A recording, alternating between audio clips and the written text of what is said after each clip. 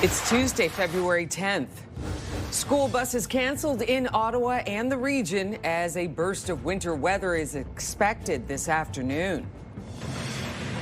I feel bad for the workers and stuff. Like, this is their livelihood and they're looking forward to tourism. It's just really unfortunate because of the Cuban people, and they have so many shortages there as it is. Chaos at airports as most flights to Cuba have been canceled amid an energy crisis in the country. And increasing concerns about the latest return to office mandate as one union leader claims poor conditions inside federal government office buildings. Your Morning Ottawa starts right now.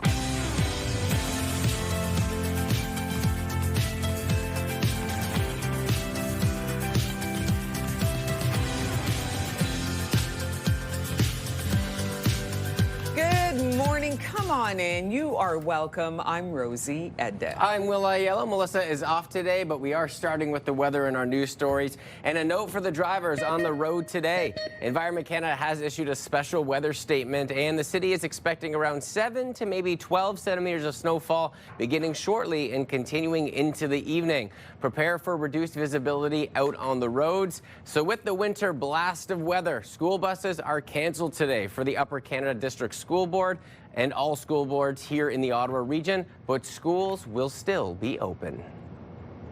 It is expected that aviation fuel will not be commercially available at Cuban airports starting today, leading Canadian airlines to suspend flights to the island.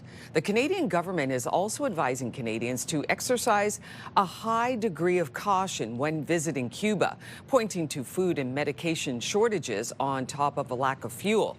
Air Canada says it will operate empty flights to pick up approximately 3,000 customers already there to return them home over the coming days. They are conserving energy and putting people all in one hotel or certain hotels and closing other ones down. That in itself is scary. We understand that you like my country, you like to go there and have a good time. This is not the right moment to do that. Cuba depends on Venezuela to meet its energy needs, but with the United States preventing fuel exports to the island nation, Cuba is struggling. WestJet has now followed suit in suspending flights between Canada and Cuba, and that includes Sunwing vacations. Last night, in an update, Air Transat got on board with the other airlines, saying it is also suspending flights to Cuba until April 30th.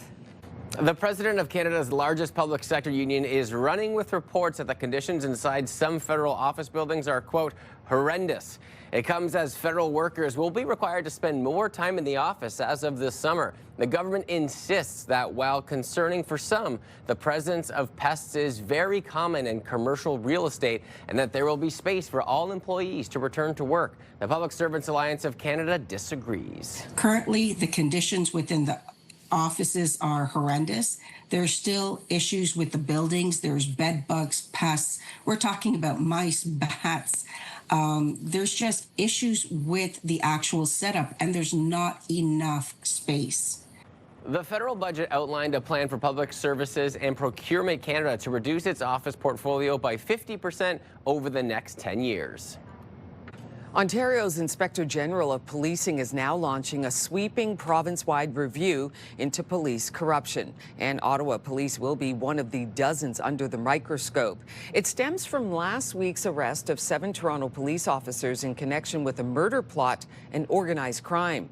According to police, some of the officers were leaking information to criminals. Since then, 3 Peel police officers have also been suspended in connection with the investigation. It's important to acknowledge the real questions the public is asking and the potential effect these questions may have on their confidence in Ontario's policing system. Front of them just wandering down the middle of the road. The inspection is set to focus on how officers are supervised and how they are screened and vetted. It will also look at how officers access police databases. There's no timeline for when the report will be complete, but it will be released publicly. In Ottawa area, Liberal MP is calling on his own government to reconsider the return to office policy. Bruce Fanjoy, the MP for Carleton, says the policy will cost both the government and citizens more and increase pollution. He says there is little to no evidence that a one-size RTO policy will improve productivity, and adds that it will make it harder for public servants to balance work with other responsibilities. We now know the cause of death of legendary Canadian actress Catherine O'Hara. Reports shortly after O'Hara passed away on January 30th indicated a brief illness with little other detail. An LA County death certificate now lists pulmonary embolism as the immediate cause, with colorectal cancer as an underlying factor. O'Hara died at the age of 71 after a successful decades-long career as a comedic actor. Oh, the Ottawa Charge hosted a watch party right here in the capital. Getting to see these athletes and on the world stage and here at home, it's incredible. You know, we have some of the best athletes in the world, and seeing them hopefully get another win today will be awesome. There you go. Several fans came out to watch some of their hometown hockey stars battle it out at the Olympics. Charge players Brianne Jenner, Emily Clark, and Jocelyn Larocque are part of Team Canada. They won that game, but Marie-Philippe Poulin left with an injury. Final score, 5-1.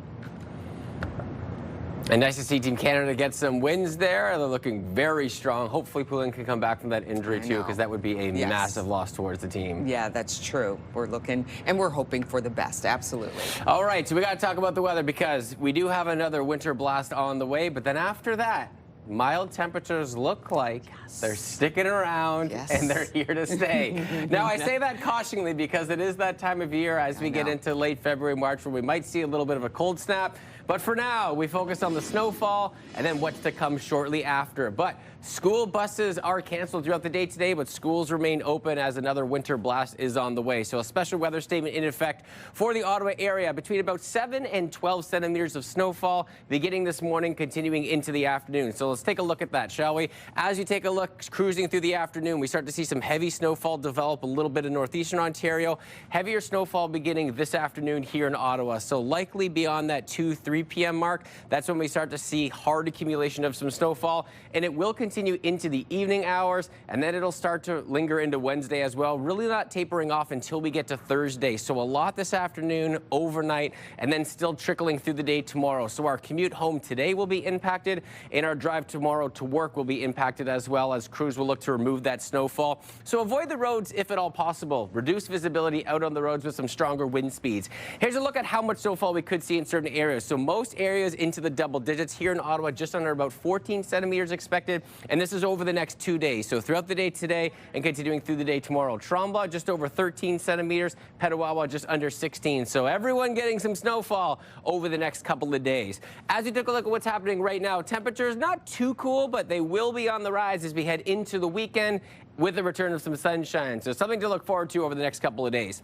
-11 in Pembroke and Ottawa. Montreal at -15. When we factor in the wind chill, feels like -15 here in Ottawa. Brockville feeling like -10. Kingston feeling like -12 degrees. Just a chance for a little bit of flurry activity right now, but it is likely we'll start to see that precipitation arrive into the afternoon. Here's our daytime high values, though. Pembroke -5, -8 in Ottawa, -7s in Kemptville and Cornwall. So temperatures slightly beneath the mark today, and then warming up into the weekend hour. So temperatures will be on the rise. We just got to get through one more snow-filled day, really 2 snow-filled days with some cooler temperatures. Petawawa -5 degrees, Gatineau at -8. So let's take a look at the next several days, shall we? As we get through the next 48 hours, cloudy, snowfall, but then Thursday into the weekend, take a look at those daytime highs and the overnight lows. Sunshine will be making a return, then our beautiful romantic day Saturday, -3 degrees, plenty of sunshine in store. Temperatures return to seasonal or slightly above. Next couple of days, some snowfall, and then nice and bright into our future ahead. Let's take a look at the roads at this hour, shall we? And nothing major to report on your drive in on your Tuesday morning commute. Again, the drive in right now will be okay, but we might be impacted as we look at our commute home. So if you can avoid the roads at all today, that would be my suggestion. Low visibility occurring out into the afternoon and your evening hours. So just leave yourself a little bit of extra time. Now let's take a look at your TSN must-see moment. Hello there, Adam Scully inside the TSN Sports Center newsroom with your must-see moment from Monday. And for it, we go to Boston College hockey. Boston taking on Boston College in the Beanpot. Brady Berard in on the breakaway. Absolutely robbed by Mikhail Yegorov. Flashes the glove, making a fantastic save. No NHL going on, but still some great hockey highlights. That is your must-see moment from Monday. And tonight it's the NBA on TSN. Pacers taking on the Knicks. Tip-off at 7:30 p.m. Eastern. That's all now from the Sports Center newsroom. Have a great day.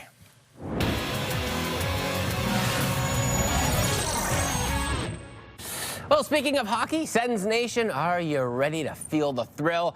Get your game face on because we are giving away the ultimate hockey experience. You could win a 4-pack of 100 level seats to watch your Ottawa Senators battle it out against the Islanders on Tuesday, March 19th, right here at the Canadian Tire Centre. To enter for your chance to win those unbelievable seats, visit ctvottawa.ca.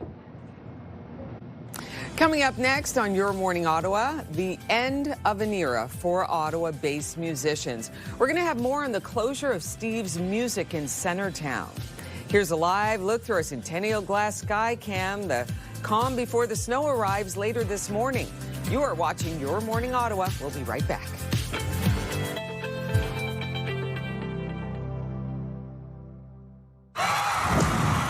The National Capital Region is jam-packed with incredible experiences you don't want to miss. Hey, I'm Sneha Taylor, your iHeartRadio Weekender, powered by Barhaven Ford. Get the inside scoop on all the biggest and best events every Thursday, Friday, and Saturday on CTV, Move 100, Pure Country 94, TSN 1200, and News Talk 580 CFRA. iHeartRadio Weekenders is powered by Barhaven Ford, Ottawa's newest and largest Ford dealership, and Ontario's #1 Ford EV dealer. Saving lives is what they do. February is Heart Month, and together we can support the University of Ottawa Heart Institute in providing world-class cardiac care. For almost 50 years, our community has played a critical role in advancing the Institute's life-saving work.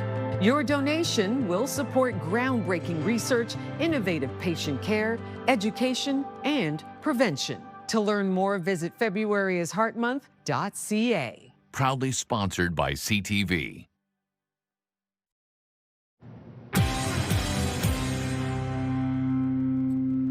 Welcome back. Here are the big stories we are following today on Your Morning Ottawa. A special weather statement is in effect today, with snowfall expected to reach 12 centimeters. With that, school buses are canceled across the region. And Canadian Airlines are suspending flights to Cuba as it struggles with fuel shortages. Now, a check on the forecast. Well, as you stated right there, special weather statement in effect for the greater Ottawa area. Temperatures still slightly beneath the mark today. Snowfall to begin midday, continuing through the evening hours and a little bit into your Wednesday as well. Reduced visibility out on the road, so take your time. Your commute home today will be impacted, potentially your commute to work tomorrow. So just keep that in mind throughout the next 24 hours. But there is sunshine and warmth right around the corner. Let's take a look at your roads at this hour. And again, the snowfall hasn't begun quite yet, so the roads are looking very clear. No disruptions for you this morning. We'll be following along as the hours roll on by.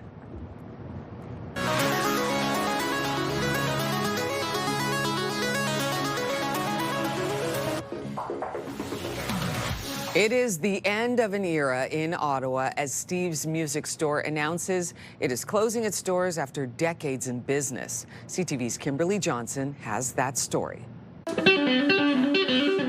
Derek Knoppe is picking out one final guitar at Steve's Music Store before it closes its doors. I was shocked. I didn't expect. They've been around forever. It's sad. The Ottawa musician says it will be a sweet memory of the store, which has played an important role in the city's music scene for decades. I think every musician has probably shopped here at one point or another, so it's meant a lot just from the expertise of talking to guys about gear and whatnot here. It's amazing. It's sad to say. It first opened on Rideau Street in 1981 and last year moved to a new location on Catherine Street. It was a place where you'd go and find, your forever guitar. Well, until the next one, because guitar players are guitar players. Manager Dan Sauvé says this has been a place for everyone to foster their musical passion. From enthusiasts to professionals and even politicians. Fun fact, but every prime minister since Joe Clark has bought an instrument on their way out of retirement, including the last one. On his way to the Mark Carney's swearing-in ceremony, he swung by to pick up a keyboard he ordered. Sauvé says the closures are part of a restructuring. The retailer is set to shut down nearly all of its locations in Ontario and Quebec, with the exception of one in downtown Montreal and its online store. Well, Steve's is a bit iconic, right? I'm going to pick up a hat from Steve's, which is going to be very cool because, as I say, they are very much a part of my history, and my name's Steve. Customers like Mike Murphy say they will miss the store. Losing an icon, sort of a part of my youth, part of the music scene and everything. So Steve's going down, it's like we've lost a player, you know? Julie Johnson, CTV News. U.S. President Donald Trump is threatening to not allow a new bridge between Windsor, Ontario and Detroit, Michigan to open unless the United States is, quote, fully compensated for everything. It has given Canada. Let's check in with Bill Carroll from News Talk 580 CFRA to get his thoughts on this. Good morning to you, Bill. Oh, look at that. And you know what? I don't even know if you need to tell us. That reaction says it perfectly.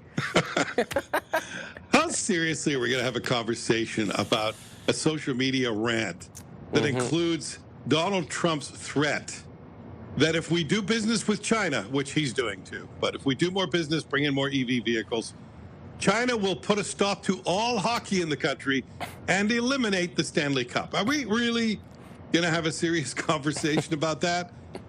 I guess we have to. It's as if, you know, he's sitting on the toilet with his phone and he's really mad at Canada about this new Gordie Howe Bridge between Windsor and Detroit. And he wants to get under Canadian skin, and the only thing he thinks he knows about is hockey. If you take away hockey, I can't get the Canadians' attention. They won't give me the damn country. But if I take hockey from them, then we'll get some action from the Canadians. I mean, it would be laughable if this guy wasn't in charge of the greatest country in the world, most powerful country in the world, most powerful military in the world. You could just say, whatever. And, you know, maybe that's what we should do about the whole bridge threat. Maybe we should just say, fine, then don't open the bridge. And let's let the people and the businesses in Michigan respond to that and see how that goes with midterm elections coming up. It might be that one of those times, rare times, when you just say, shrug and you move on and you just don't take the bait. And, you know, Bill, he says the words, the revenue generated could be astronomical for the United States. Canada is the one actually fitting the bill for the bridge. So what are your thoughts on that? Yeah, I mean, don't let the facts get in the way, right? Don't let the fact that the NHL is run out of New York City and that most of the teams are American. So taking away the Stanley Cup doesn't seem plausible unless he thinks China could do that to him as well.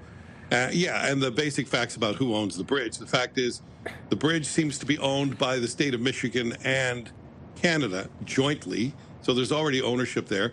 And the deal was, we built the whole bridge. We paid to build the whole bridge. This is his idea of Canadians ripping him off. And we're allowed to collect the tolls exclusively until the bridge is paid for. That actually seems like a pretty good deal. In fact, Donald Trump said it was a pretty good deal at the time. So, again, are we supposed to take this overly seriously? No, I wouldn't. I think what this really what's really at play here is the owners of the Ambassador Bridge, the current bridge. They're in a lawsuit with Canada over this anyway. They didn't want this bridge. They didn't want this competition. They're upset about what they see will be lost revenue for them. And they probably got in the president's ear. And, you know, this was the story of the moment. And off to the toilet he goes, and out comes the phone. And next thing you know, no Stanley Cup. Just like that. Well, you know what, Bill? No matter what, you can never take hockey away from the Canadians, regardless of those tweets, in any capacity of where he's tweeting them from. Have a good show, my friend. See ya. And remember, you can listen to The Morning Rush with Bill Carroll on News Talk 580 CFRA weekdays from 6 till 10 a.m. And coming up next on Your Morning Ottawa, we are taking your comments on vintage things you still like to do. We'll tell you more about how this connects with an upcoming segment a little bit later on in our show. So let us know your thoughts. Email us yourmorningottawa@ctv.ca. We're going to take a peek through our Skycam on George Street. Special weather statement in effect, but not quite yet. Snowfall to begin midday and low visibility out on the road. So avoid travel, if at all possible, through your Tuesday morning. Stay with us. We'll be right back.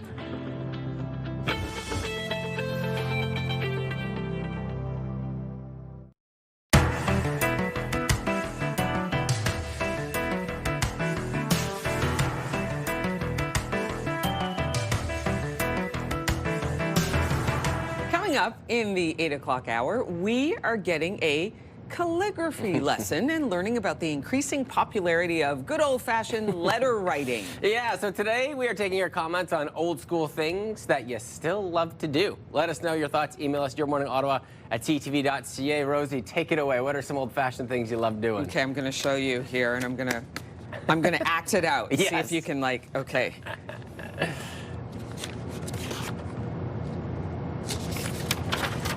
Reading a book, actually a book, not a digital one, not a Kindle, not one, you know, where you just kind of tap. I love turning pages. I love to mark the book. I tried the, you know, the digital book because it does work if you're on the subway and it's packed. You just have one hand, you just tap and you can turn the pages. But I went, nope.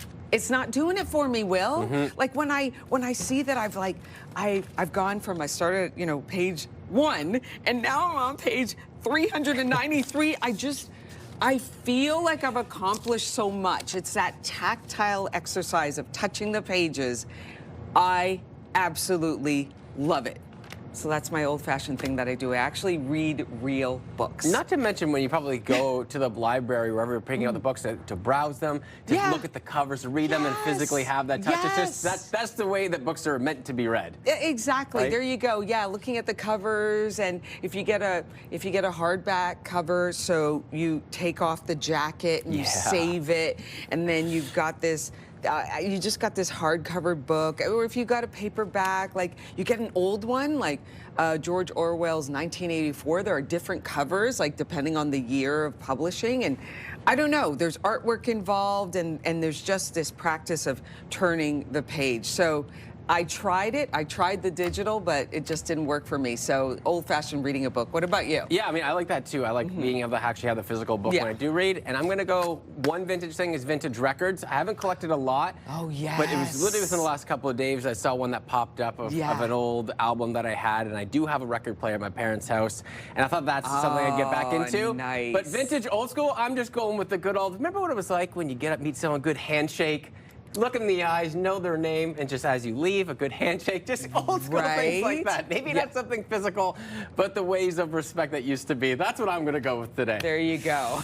All right, we're going to be hearing from you later in the show. We are asking, what's an old school thing you still like to do?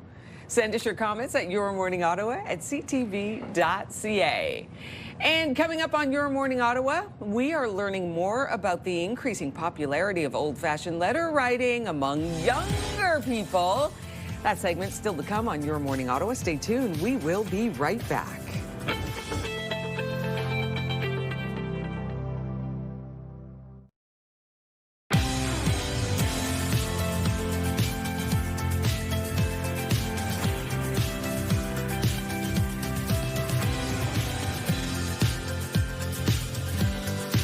Morning. Thanks so much for starting your day with us. Hope it's starting off really well. I'm Rosie Edda. Yeah, happy Tuesday, everyone. I'm Willow Yellow. Melissa is off today, so I got you covered on the weather front. And that is what we're starting with our news headlines because another winter blast on the way, Rosie. And a note for drivers on the road today. So Environment Canada has issued a special weather statement. The city is expecting around 7 to 12 centimeters of snowfall beginning a little bit later this morning and continuing through the evening. Prepare for reduced visibility on the roads as you drive home. School buses are canceled for today in the Upper Canada District School Board and all school boards here in Ottawa.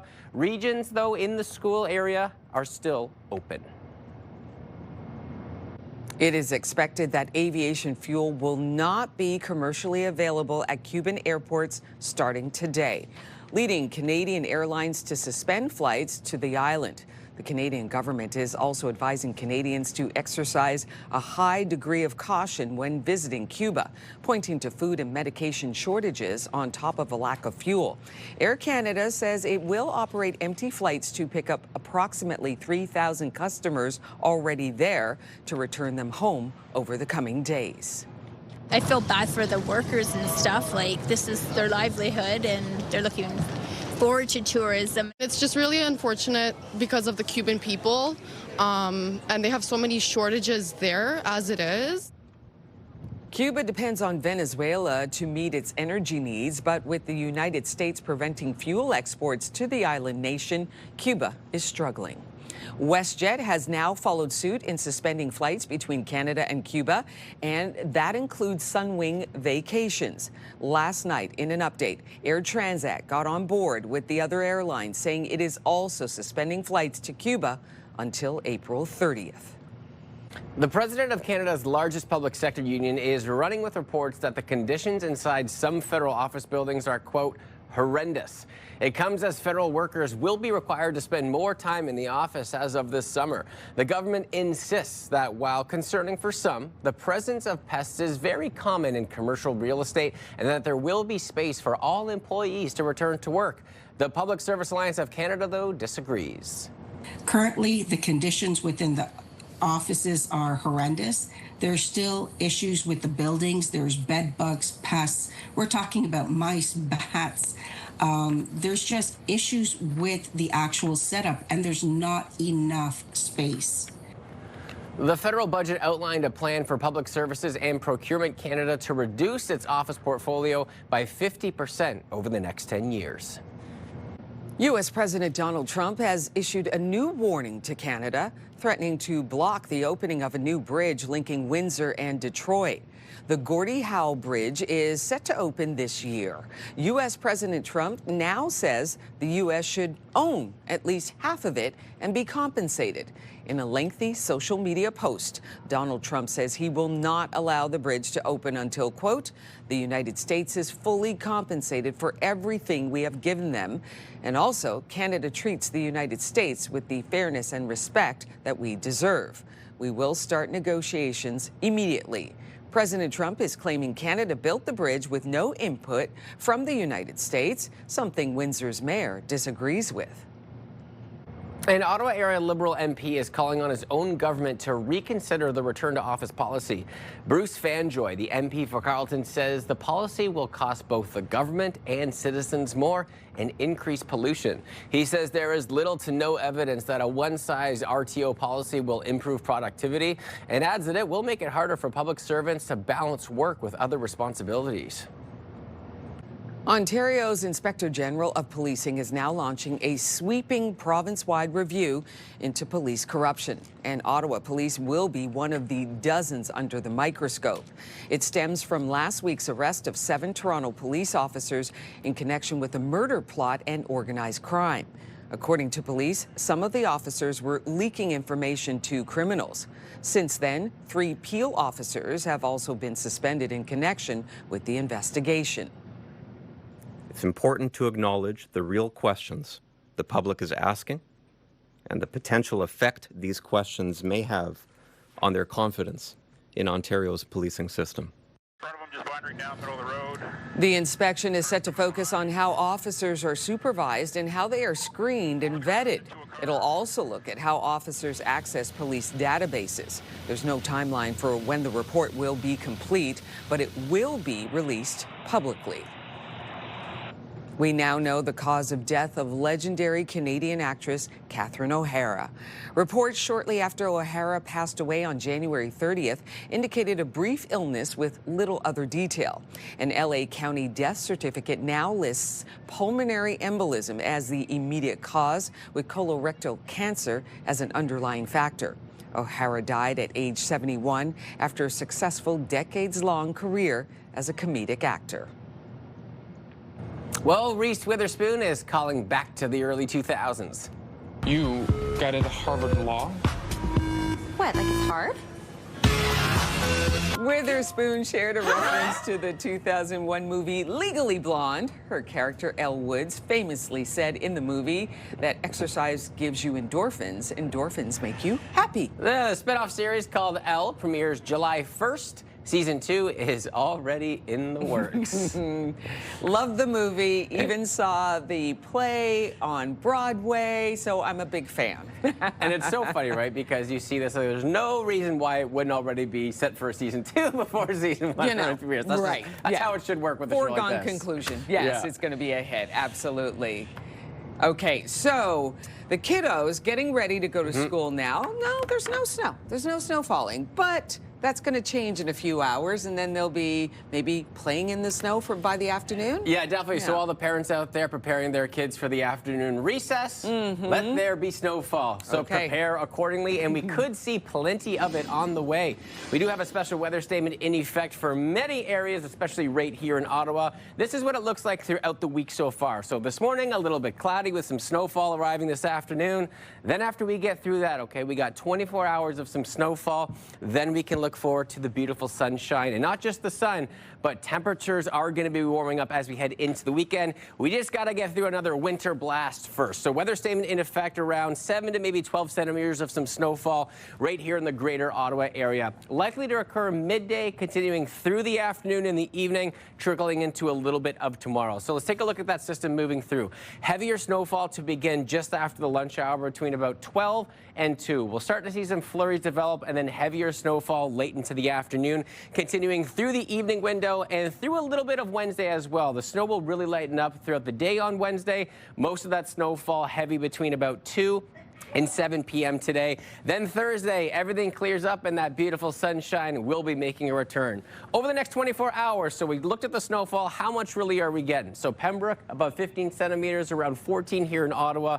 Trenton, just under 10, Kemptville, 15.2. So most areas into the double digits over the next 24-hour period. Petawawa, 15 or just over 13 in Tremblant. So Ski Hill's looking really good, especially as Family Day is right around the corner. A little dumping of some snowfall, temperatures warming up with some sunshine to look forward to. It is looking wonderful on the Ski Hills over the next week or so.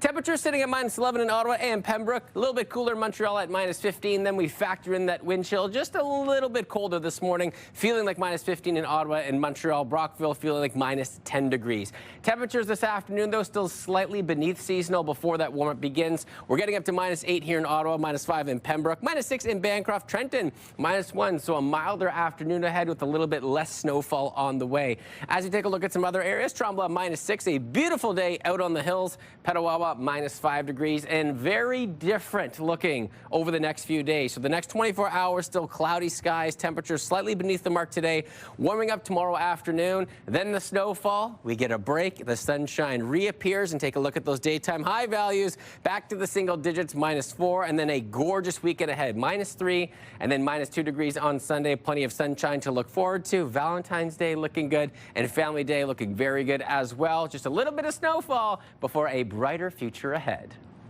Weather brought to you by Manotick Place Retirement Community, a community you can call home. And out on your roads this hour on your Tuesday morning commute. Again, that snowfall hasn't begun quite yet, so everything is smooth sailing. Impacting, though, your commute home this afternoon. Heavy snowfall between 2 and 7 p.m. So if you can avoid the roads at all possible into the afternoon, evening hours, that would be the suggestion. Reduced visibility is expected throughout the day. Traffic brought to you by Presler Injury Lawyers, 1-800-JUSTICE. Coming up next on Your Morning Ottawa, we check in with the City of Ottawa roads manager just ahead of this afternoon's expected snowstorm. That is coming up just after the break.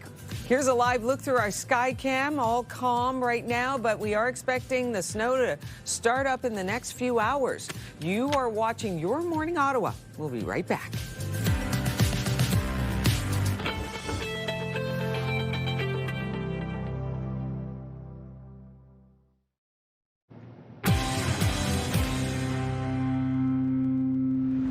Happy Tuesday. Here are the big stories we are following today on Your Morning Ottawa. A special weather statement is in effect today, with snowfall expected to reach 12 centimeters. With that, school buses are canceled across the region, and Canadian Airlines are suspending flights to Cuba as it struggles with fuel shortages. Now, a check on the forecast.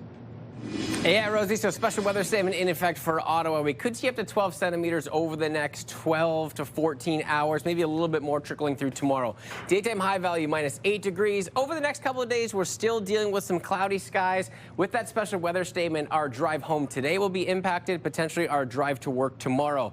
But after we get through this winter blast, temperatures will start to warm up into Thursday, Friday, into the weekend, and the sunshine will be on the way. So just one more winter storm before some beautiful conditions ahead. Let's take a look at the roads at this hour, shall we? And nothing major to report. Again, that snowfall likely to become a little bit hefty 2 to about 7 p.m. So right now, everything is nice and smooth. We'll let you know of any detours or collisions on your morning commute.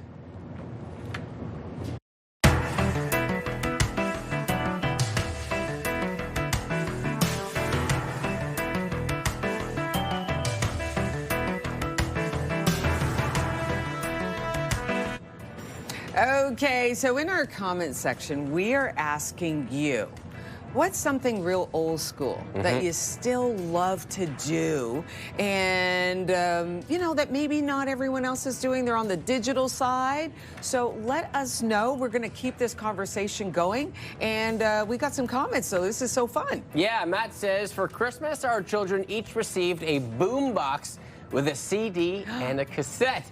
They have been playing cassette tapes and making mixtapes. Yes, you can still purchase blank cassette tapes. Oh my goodness, I did not know that. That is fun. And that was the best. You know what? Now that Matt says that, it reminds me of the burned CDs that we used to have. Those were the best. And the sounds that it makes, right? Like you click and press buttons and, oh, wow, that's great. Takes me right back. All right, Diane says, I'm with you, Rosie. I love reading an actual book, too. Thank you, Diane. I love it. A physical book, Will. That's the way to do it.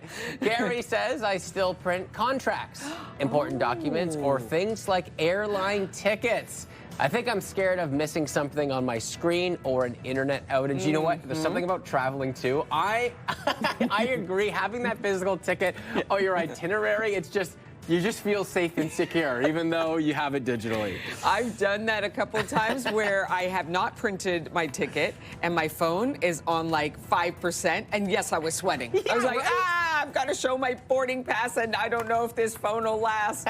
So I'm living life on the edge there in that way. Sylvia says, I use a book agenda and pen to note my appointments. I also like to read an actual book rather than using the electronic one. Sylvia, I hear you. Just like that. And you know what's so funny about that too is because I know that Melissa uses like a straight up calendar on her desk to put in dates, to put in appointments, and I look and I go, I need one of those. Yes. There's just something about having it, writing it down then on your phone and coming out. It's just having that physical calendar of your week and month laid out is the best. I think that that's really an effective way too, because then you're writing and then it stays in your head, right down in your head. Okay, I have that appointment that day. That is so neat. Hey, let's keep this conversation going. This is great. Thank you so much for your responses. We are asking, what's an old school thing you still like to do? Send us your comments at yourmorningottawa@ctv.ca. And coming up next on Your Morning Ottawa, a big gig for Ottawa's own Alanis Morissette. We'll tell you where in Canada you can watch her this summer when we bring it to you in our Morning Fix. Let's take a peek outside. There's Skycam on George Street, and temperatures a little cooler this morning with some snowfall on the way. Prepare for another winter weather blast. Stay with us. We'll be right back.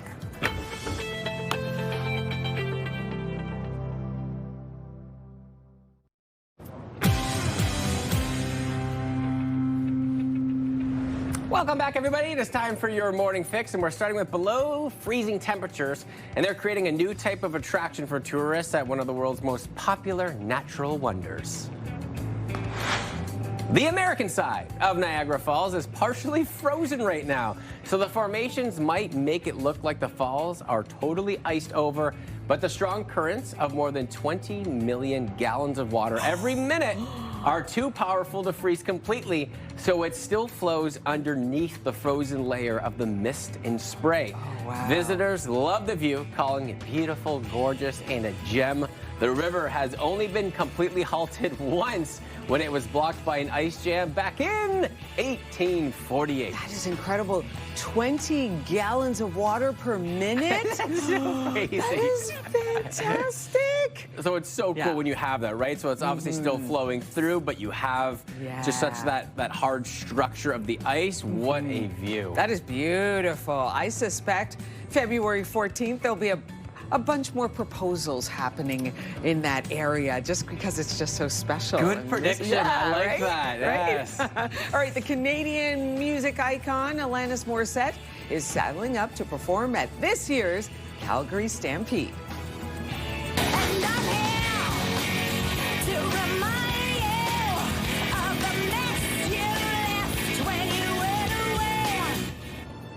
The Ottawa-born artist is set to play the Scotiabank Saddle Dome on July 11th. Morissette's 90s album, Jagged Little Pill, earned her 5 Grammys, 6 Junos, and has sold more than 33 million copies worldwide. Such a superstar. Such a superstar. 33 million copies, 20 million gallons. So she sold more copies than gallons of water that are flowing through the minute at Niagara Falls. Boom. Got it. Very nice. Another win for Alanis Morissette. All right, we now know the latest star who will be getting their name engraved on the Hollywood Walk of Fame. Come on! There you go. Oscar winner Michelle Yeoh will receive a star on the Hollywood Walk next week. She's been acclaimed for her action roles in films like Crouching Tiger, Hidden Dragon. She's more recently found success in fan favorites like the Wicked films and Best Picture winner Everything, Everywhere, All at Once, for which she won the Oscar for Best Actress. Okay, can I just say this? It's about time. Yeah. She's incredible. Yeah. And I'm so happy for her, and she's such a superstar. I don't know she's a superstar. What the protocol is for how long they need to wait till they're on the Hall of Fame, but yes, like you said, about time. Yeah, there you go. All right, coming up in the next hour, concerns over the return to office plan and whether federal office buildings are ready to handle the increased number of workers coming in. Plus, why one Ottawa City Councillor is calling for greater coordination between 911 services in different regions. And 613 Flea is back this weekend with a special Valentine's Day theme. All that and more still ahead. Stay tuned. Here's a live look through our Centennial Glass Sky Cam. You know, a really beautiful look of the city. I love the snow-capped roofs. And it looks like we're going to get even more snow, Will. More on the way, Rosie. Okay. We'll be right back after this.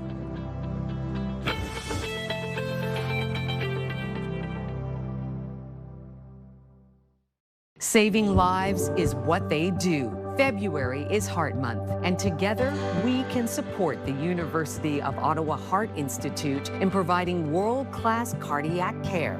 For almost 50 years, our community has played a critical role in advancing the Institute's life-saving work. Your donation will support groundbreaking research, innovative patient care, education, and prevention. To learn more, visit FebruaryIsHeartMonth.ca. Proudly sponsored by CTV.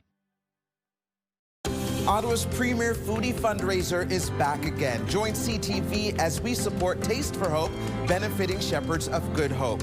Indulge in mouth-watering creations by Ottawa's top chefs and make a positive impact. Wednesday, June 3rd at Brook Street Hotel. Your support will directly contribute to supportive housing programs and help those experiencing homelessness in our community.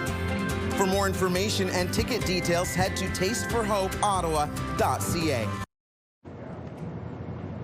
It's Tuesday, February 10th. School buses canceled in Ottawa and the region as a burst of winter weather is expected this afternoon. Capacity concerns as the federal government orders public servants back to the office 4 days a week starting this summer. I feel bad for the workers and stuff. Like, this is their livelihood and they're looking forward to tourism. And travelers stranded as most commercial flights to Cuba have been canceled. Your Morning Ottawa continues right now.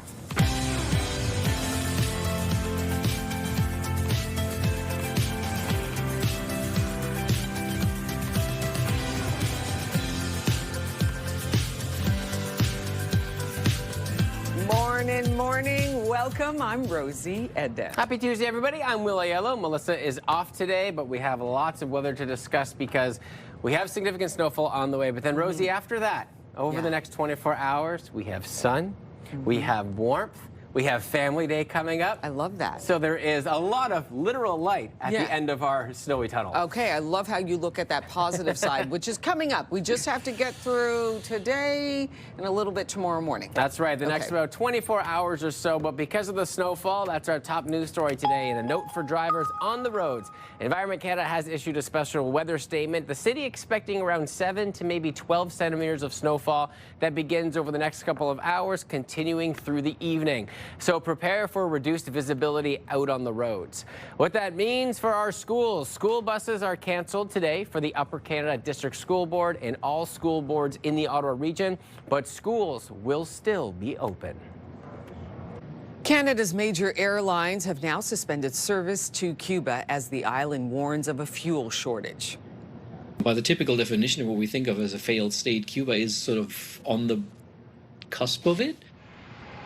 The move comes as Cuba experiences its worst economic crisis in nearly 70 years. Air Transat, Air Canada, and WestJet are now suspending all flights to Cuba. All three airlines say they do have contingency plans to get Canadians home. For decades, Venezuela has been the primary source of oil for Cuba. That source was cut off when the United States captured Venezuela's president in January. The president of Canada's largest public sector union is running with reports that the conditions inside some federal office buildings are, quote, horrendous. It comes as federal workers will be required to spend more time in the office as of this summer. The government insists that while concerning for some, the presence of pests is very common in commercial real estate and that there will be enough space for all employees to return to work, the Public Service Alliance of Canada disagrees. Currently, the conditions within the offices are horrendous. There's still issues with the buildings. There's bed bugs, pests. We're talking about mice, bats. There's just issues with the actual setup, and there's not enough space. The federal budget outlined a plan for public services and Procurement Canada to reduce its office portfolio by 50% over the next decade. Ontario's Inspector General of Policing is now launching a sweeping province-wide review into police corruption. And Ottawa police will be one of the dozens under the microscope. It stems from last week's arrest of 7 Toronto police officers in connection with a murder plot and organized crime. According to police, some of the officers were leaking information to criminals. Since then, 3 Peel officers have also been suspended in connection with the investigation. It's important to acknowledge the real questions the public is asking and the potential effect these questions may have on their confidence in Ontario's policing system. The inspection is set to focus on how officers are supervised and how they are screened and vetted. It'll also look at how officers access police databases. There's no timeline for when the report will be complete, but it will be released publicly. U.S. President Donald Trump has issued a new warning to Canada, threatening to block the opening of a new bridge linking Windsor and Detroit. The Gordie Howe Bridge is set to open this year. U.S. President Trump now says the U.S. should own at least half of it and be compensated. In a lengthy social media post, Donald Trump says he will not allow the bridge to open until, quote, the United States is fully compensated for everything we have given them, and also Canada treats the United States with the fairness and respect that we deserve. We will start negotiations immediately. President Trump is claiming Canada built the bridge with no input from the U.S., something Windsor's mayor disagrees with. An Ottawa area Liberal MP is calling on his own government to reconsider the return to office policy. Bruce Fanjoy, the MP for Carleton, says the policy will cost both the government and citizens more and increase pollution. He says there is little to no evidence that a one-size RTO policy will improve productivity, and adds it will make it harder for public servants to balance work and their other responsibilities. We now know the cause of death of legendary Canadian actress Catherine O'Hara. Reports shortly after O'Hara passed away on January 30th indicated a brief illness with little other detail. An LA County death certificate now lists pulmonary embolism as the immediate cause, with colorectal cancer as an underlying factor. O'Hara died at age 71 after a successful decades-long career as a comedic actor. Steve Carell is starring in a brand new comedy series. Everybody knows. This place like a fishbowl. That guy knows. He doesn't know. Excuse me, you know that my husband left me for a grad student, right? Yes. Hey, Rooster. Oh, hey there. The series, called Rooster, is about an author's bond with his daughter. It's set on a college campus. The 10-episode season begins streaming March 8th. Steve Carell's back on TV. I love it. I'm down for anything Steve Carell is involved with. I will give it a shot. I will give it a lengthy shot, and I'm sure it'll be very good. Yeah, whenever I look at Steve Carell, I'm sorry, I see Michael Scott until he does, you know, I see Michael Scott from The Office. It's like that goofy office manager, but you know what? He's got range, so I'm willing to give this a try. No doubt about it. He certainly does, but at the end of the day, yes, it always comes back to Michael Scott, the boss. So silly. All right, let's take a look at your weather picture of the day. This is sent in from Steve. Ice fishing, anyone?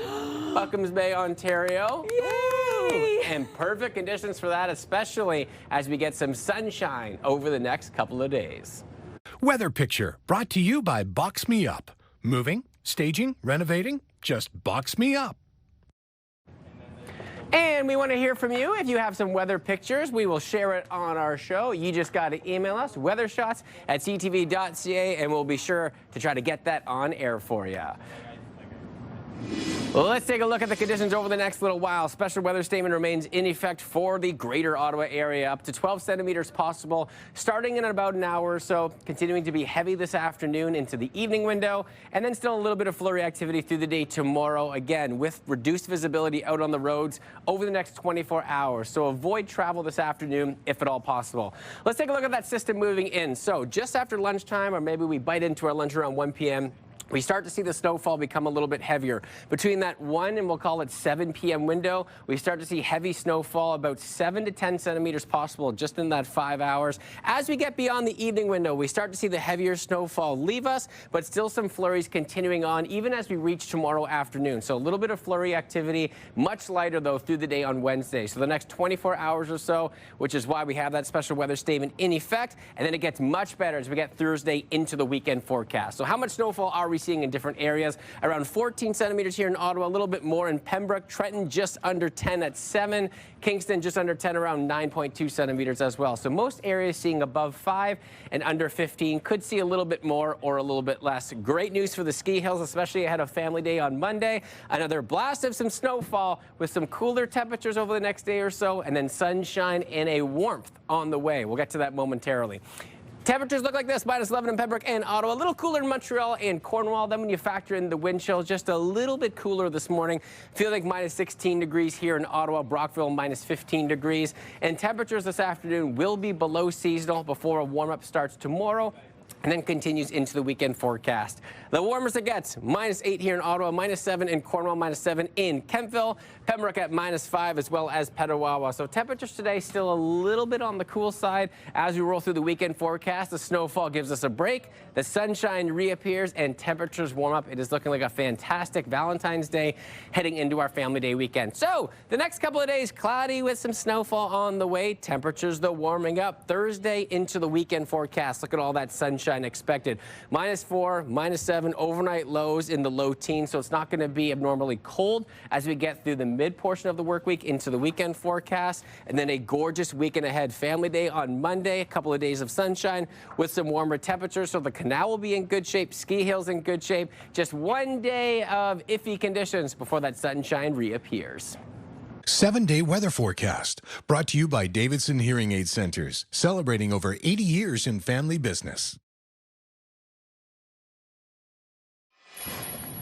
And And as we take a look at the roads at this hour, nothing major to report. Everything is smooth sailing. Your commute home, though, will likely be impacted as that snowfall begins just after lunch hour, 2 to about 7 p.m., where we start to see maybe 10 centimeters of some snowfall. So avoid the roads if at all possible, and definitely travel this afternoon. Well, back in 2022, Mike Wood needed 911 services in Toronto as an immediate family member was in distress. When he called 911, he was told that they did not have the technology to transfer his call. Since then, he has been working with the province of Ontario to ensure all municipalities can have calls transferred across North America. Progress has been made. However, there's still work that needs to be done. Mike joins us this morning alongside City Councillor David Hill, who brought the challenge forward towards the city. Mike, good morning to you and good morning. Good morning. First, can you give us a little bit of a debrief on the situation that led you down this journey? Sure. So back in 22, as you were saying, I received a text message from an immediate family member living in Toronto, and I thought immediately I had to call for police and ambulance. And when I dialed 911, I asked to be transferred to Toronto. I was told that they did not have the technology to do so. I had to call Toronto Police non-emergency, and I was on hold for over an hour and a half. This probably happened 10 times prior to the passing of my family member. One of them was on New Year's Eve, 22 going into 23. Imagine being on hold in that situation for over 2.5 hours waiting for someone to pick up. So we need to get this done. We all have this one life. We got to support each other. And you know, since then, what has the journey been like at this point, from when you were receiving those calls and being on hold for transfer to now fast forward a few years? What has that journey been like trying to get to this point? It's been a good process. I very much appreciate Councillor David Hill because he was the one that brought it forward after he saw some of the messages that I posted, just saying, did you know your calls can't be transferred? So I do thank him profusely. I can just say this, from January 2025 to December 2025, so the whole year, there was over 1,100 call transfer requests in Ottawa alone. So we understand there's a lot of people that are struggling, so we got to be there to support everybody. I love that. And David, obviously, when you heard this story, you stepped in. Can you tell us a little bit about how you got involved?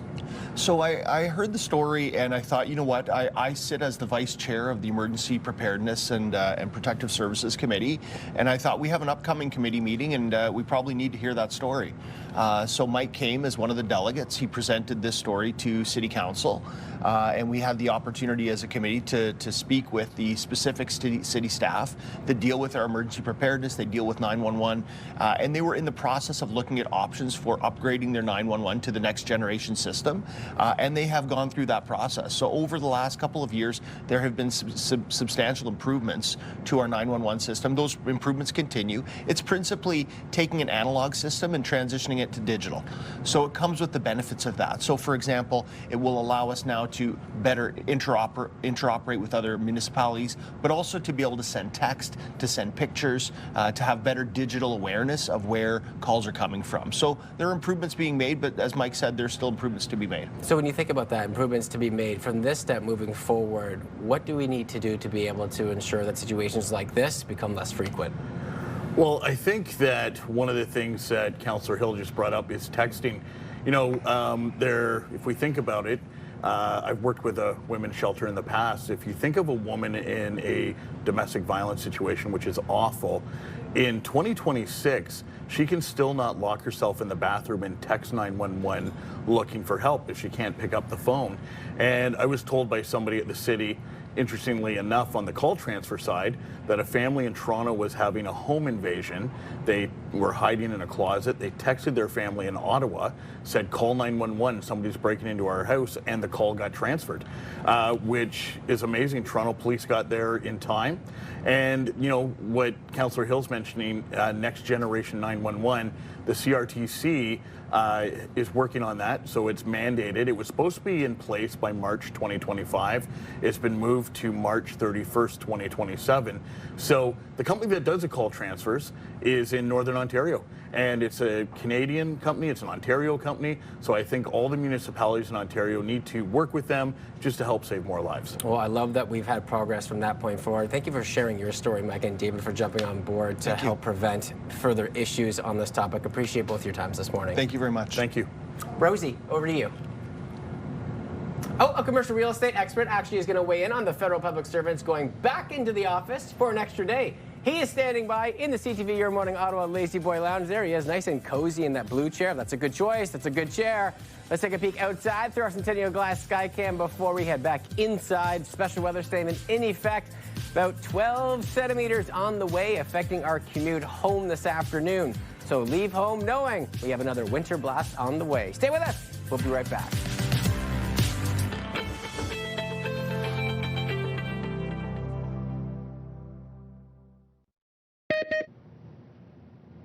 Some breaking news to share with you this morning from Milano Cortina. Canada has scored its first silver medal of these Olympic Games. The Canadian short track speed skating relay team came in second behind Italy in the final race. Belgium wins bronze. Will. As federal public servants continue returning to the office with increasing regularity, questions are being raised about their condition and the availability of office space. Darren Fleming is a commercial real estate expert and joins us this morning. Good morning to you. Morning. When you saw the rollout so far with the return to work mandate going 4 days a week starting in July, what are your thoughts on what you've seen overall so far? Look, when you order 100% of any group of humans to do anything, it doesn't serve any of them well. The message that the federal government has put out is that we don't trust public servants. You know, just because they're in the dust, does that mean that they're doing their job well? Does that mean they can be held accountable? Is that really the best thing to do? Office space is important. I think human connections happen best in person, but there's no way that having everybody in without communicating why is the best strategy to go forward. Yeah, you know, and I think it's agreed. Like having those one-on-one conversations can be good, but you need to have the situation ready for something like that. When you look at the spaces, because that's a primary focus right now, is there's not enough space to have all these people back in with the amount of people that have been hired. What is your thoughts? Is there enough space in these federal sectors to have people come back into the office? Well, through the pandemic, the public service just accelerated this move to hybrid. So what that means is they actually took out a whole bunch of furniture. They started changing office space around.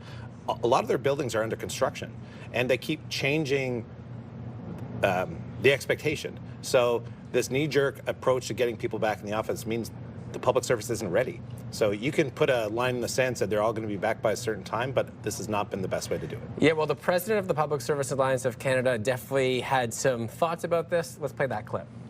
Currently, the conditions within the offices are horrendous.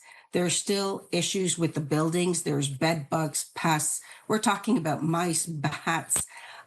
There's just issues with the actual setup, and there's not enough space. All right, and since that time, CTV has received a statement that reads in part, I'm going to read it here. The presence of pets in federal buildings are very common in commercial real estate. What has your experience showed you? So when you take a look at the return to office in a few months, do you think it's going to be ready by then? No. And I think in truth, when we peel back the layers, if we have great people who are doing great things in their jobs, accommodations have to be made. Otherwise, you're going to lose them, and we can't afford to do that. They're doing really important work, and we want to make sure that their needs are met. Not just the needs of the employee, but the needs of the employer too. It's got to work together.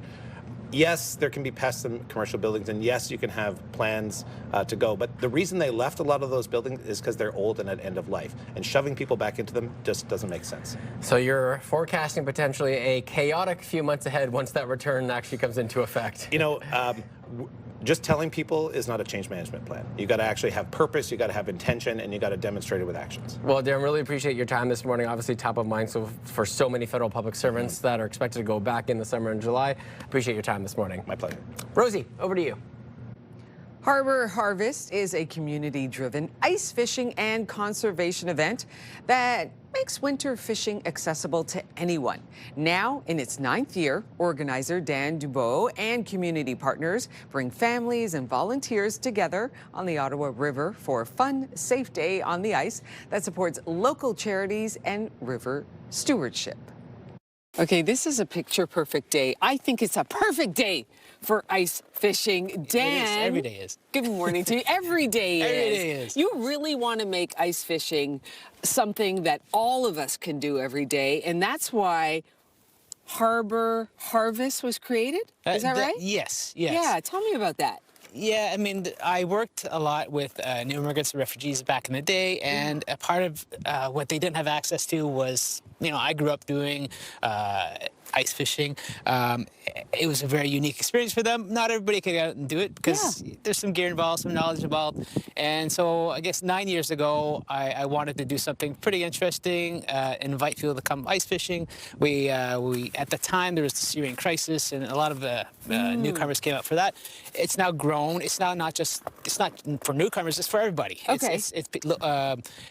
We have a mix of people coming out, and so we have experts and newbies, and we have the gear for them. We hook everybody up here, and it's a very accessible, very friendly, welcoming event. Kind of a little bit unique in the sense that we actually have gear for people. If you have no gear, we got so to you hook can them. come here and go, okay, Dan, I want to go ice fishing. Help me out, and you'll hook everybody up. That's it. Okay, and it's happening. It's a perfect time, right? You've got the Family Day weekend. So people come out here if they've never done it before, even if they have, they'll probably learn something new. So you're going to walk me through here how it's all done, because I've never been ice fishing. And go straight down, straight down.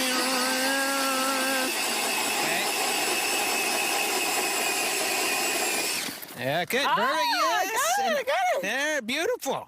You're a pro. That You're was an angler. fun. Yeah. And now there's just a little trick now. Yeah, just get a little bit of slush out of there. Let's do that. Up a bit. All right. I'll leave that to you. I'll give this to you. Give that to me. Let me get some of this out here, and then we're going to get ourselves set up and ready for some ice fishing. And James from Scouts is going to help us with that. All right. Hi, Rosie. Hey. This is a tip-up. Okay. And our first Stittsville Cub Pack, Coyote Pack, is making a whole bunch of these kits that they're going to then donate to Harbor Harvest next weekend. So they get to keep one, and they're going to donate the rest. Really? So that all the other youth that are coming have something to use during the ice fishing. And the tip-up is what you use to go fish with. Yes, it's a very simple wintertime fishing rod. Yeah. It's 2 pieces of wood. Look at that. Yeah. That's easily crafted. Okay. On a line with a hook that sits in the hole. Yeah. Okay. You use the slush from your hole when you dug out your hole. Yeah, you build that little. Okay. And then this holds it, and then you get to sit and wait. And wait like that. Okay, so you don't rush this. There's no rush. There's no rush. Just wait. If you are a little impatient, you can what do you do? Play sit with that a little here bit? and jig the hole a little bit. Yeah. Like this? Like this? Yeah, like and this? you just put a little bit of just movement a little into bit. it. Yeah. So it's like, hey, come get me. Yeah, Have a little bite. Exactly. Yeah. Oh, I love this. This is great. So because you do not rush this sport, you could be here for a little while, so you need to dress for the part. Coming to the event next weekend, please dress with great boots, mitts, that I have off to the side, toque, jacket, stay warm. Yes. And there's inside refreshments and heated washrooms for those that need to go in. This is so wonderful. This is a great event, the chance for people who've never gone ice fishing to do so. So, you know what? I think it's time to sit back and wait for that fish to bite. Perfect. Sounds like a great idea. Okay, Dan, so how thick is the ice? So we're looking like we're at about 16 inches of ice right here, which is plenty thick for our event. Okay, I love it. Well, listen, my bucket list is happening right now. I'm fishing, got to keep this moving. But if I don't get a bite, I got my book. Your book, you're prepared. Got a little beverage as well. You're a pro. Take my time here. So Harbor Harvest, you got a lot of people you have to thank. A lot of you? people. I don't have enough time to thank everybody, but I want to thank the European Sailing Club. Boreal River Rescue will be here to do some ice rescue demos. TPG Gym will be here. Lots of people here. A lot of people to thank. It's going to be such a great time. James, Dan, do you think I'm going to get a bite eventually? What do you think? I hope so. Yeah. Come on, fishies. Come on. That was so much fun. The Harbor Harvest also acts as a fundraiser for the Ottawa River Keeper. The event is taking place on Sunday at the Nepean Sailing Club.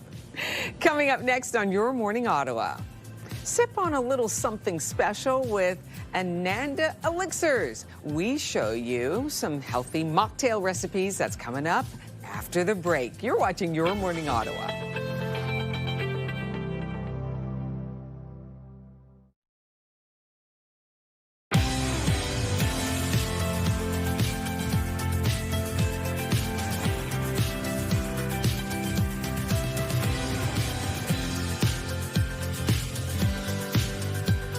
Good morning, just after 7:30. Welcome. I'm Rosie Edda. I'm Will Aiello, and Rosie, what do you got for us in breaking news? We do have some breaking news to bring you this morning.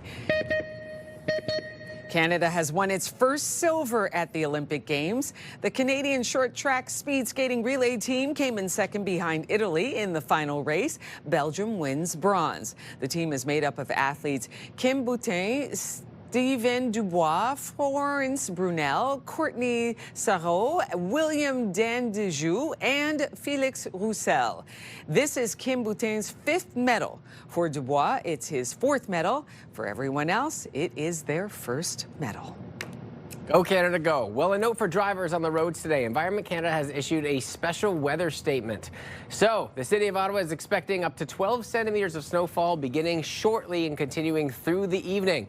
Prepare for reduced visibility out on the roads. School buses are canceled for the Upper Canada District School Board and all school boards in the Ottawa region, but schools will still be open. Canada's major airlines have now suspended service to Cuba as the island warns of a fuel shortage. By the typical definition of what we think of as a failed state, Cuba is sort of on the cusp of it. The move comes as Cuba experiences its worst economic crisis in nearly 70 years. Air Transat, Air Canada, and WestJet are now suspending all flights to Cuba. All three airlines say they do have contingency plans to get Canadians home. For decades, Venezuela has been the primary source of oil for Cuba. That source was cut off when the United States captured Venezuela's president in January. The president of Canada's largest public sector union is running with reports that the conditions inside some federal office buildings are, quote, horrendous. It comes as federal workers will be required to spend more time in the office as of this summer. The government insists that while concerning for some, the presence of pests is very common in commercial real estate and that there will be space for all employees to return to work. The Public Service Alliance of Canada disagrees. Currently, the conditions within the offices are horrendous. There's still issues with the buildings. There's bed bugs, pests. We're talking about mice, bats. There's just issues with the actual setup, and there's not enough space. The federal budget outlined a plan for public servants and Procurement Canada to reduce its office portfolio by 50% over the next 10 years. Ontario's Inspector General of Policing is now launching a sweeping province-wide review into police corruption, and Ottawa Police will be one of the dozens under the microscope. It stems from last week's arrest of 7 Toronto police officers in connection with a murder plot and organized crime. According to police, some of the officers were leaking information to criminals. Since then, 3 Peel officers have also been suspended in connection with the investigation. It's important to acknowledge the real questions the public is asking and the potential effect these questions may have on their confidence in Ontario's policing system. The inspection is set to focus on how officers are supervised and how they are screened and vetted. It'll also look at how officers access police databases. There's no timeline for when the report will be complete, but it will be released publicly. U.S. President Donald Trump has issued a new warning to Canada, threatening to block the opening of a new bridge linking Windsor and Detroit. The Gordie Howe Bridge is set to open this year. U.S. President Trump now says the U.S. should own at least half of it and be compensated. In a lengthy social media post, Donald Trump says he will not allow the bridge to open until, quote, the United States is fully compensated for everything we have given them, and also Canada treats the United States with the fairness and respect that we deserve. We will start negotiations immediately. President Trump is claiming Canada built the bridge with no input from the U.S., something Windsor's mayor disagrees with. An Ottawa area Liberal MP is calling on his own government to reconsider the return to office policy. Bruce Fanjoy, the MP for Carleton, says the policy will cost both the government and citizens more and increase pollution. He says there is little to no evidence that a one-size RTO policy will improve productivity, and adds it will make it harder for public servants to balance work with other responsibilities. We now know the cause of death of legendary Canadian actress Catherine O'Hara. Reports shortly after O'Hara passed away on January 30th indicated a brief illness with little other detail. An LA County death certificate now lists pulmonary embolism as the immediate cause, with colorectal cancer as an underlying factor. O'Hara died at the age of 71 after a successful decades-long career as a comedic actor. And speaking of iconic throwbacks, Lisa Kudrow is taking a trip down memory lane. With friends, we spent the whole 10 years here. Well, I think we shot the pilot at the ranch, which is another location. But then our first season, once we got picked up, we were on stage 5. Hey! Kudrow revisited the studio that defined the show Friends. Architectural Digest asked a group of people from LA to share their favorite local places. Kudrow shared memories from her years spent on stage 24 to the famous fountain. It is the most famous fountain when you take a look at a television show, right? And still holds strong to this day. Yeah, still. I bet she has so many memories. Oh my goodness, I can't even imagine them looking back on the show just for years of memories and what it has to offer. Iconic. Yeah, absolutely. Okay, we got to talk about the forecast, right? We have a weather statement in effect for Ottawa. Right now, seems calm, everything's okay, but we've got a disturbance pushing in that's going to bring some snow. So we're taking a look right now. We're expecting possibly 12 centimeters of snow. That is possible. It's going to start up over the next few hours, lasting right through the evening hours. So this snowfall will probably impact your drive home later today because snowfall will be heavy at times. So that will result in reduced visibility in some parts of our region. That is why we have the weather statement for the Ottawa region. So let's talk about your temperatures. Right now we're sitting at -11 Ottawa, Cornwall -12, as well as Montreal, Kingston sitting at -10, and factor in the wind chill, a little bit cooler, -14 in Kingston, -10 in Trenton.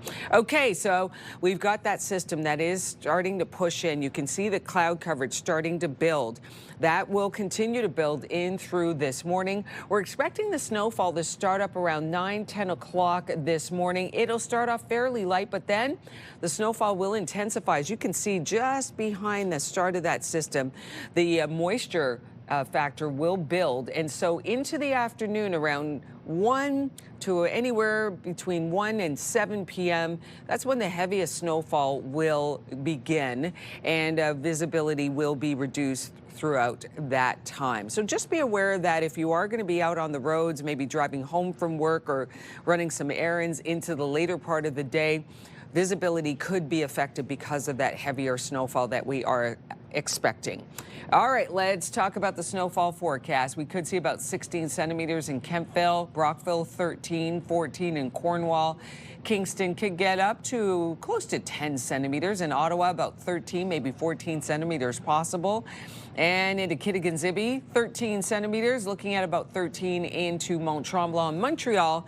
An additional 13 centimeters of snow is possible by the time the system pushes in this morning and then lasts throughout the day into the late evening hours. All right, so our forecast temperatures, our highs for today, Montreal, Ottawa getting up to -8, Cornwall -7, and into Kingston, it's going to be fairly mild, -3, the forecast high. Trenton getting up to -1, and into Kittagan-Zibi, -9, the forecast high. Montreal expecting a high of -8 today. So temperatures still a little bit below seasonal for us here in Ottawa for today. But then, as you can see here, temperatures on the rise as we move into the middle of the week. -4 for Wednesday, getting a few lingering flakes on Wednesday morning. And then on Thursday, gorgeous day, looking like we're expecting some sunshine, a high of -4. Friday, -7 your high, and it looks like it's going to be pretty mild on Saturday. The forecast calling for mainly sunny conditions and a high of -3 down to a low of -9. Now we're taking a look at your traffic, and right now we have no actual major slowdowns on the highway, just your usual traffic. But eastbound on the 417, yeah, there is a slowdown there at the 416 split until Maitland. Westbound on the 174, oh, okay, we got a buildup between 10th Line and Montreal Road. Traffic brought to you by Presler Injury Lawyers. 1-800-JUSTICE. The legendary dynamic duo back in our studio, Samantha and Dylan from Manana Elixirs. We saw you guys in the summer. Since then, your whole world has turned up on the good side of things. We welcome you back in. Good morning to the two of you. Thank you. Thanks for having us again. I loved when you were here in the summer. We tried the shroom soda. Melissa and I are obsessed to this day. Give us a little bit of a recap before we get into your recent journey about the company.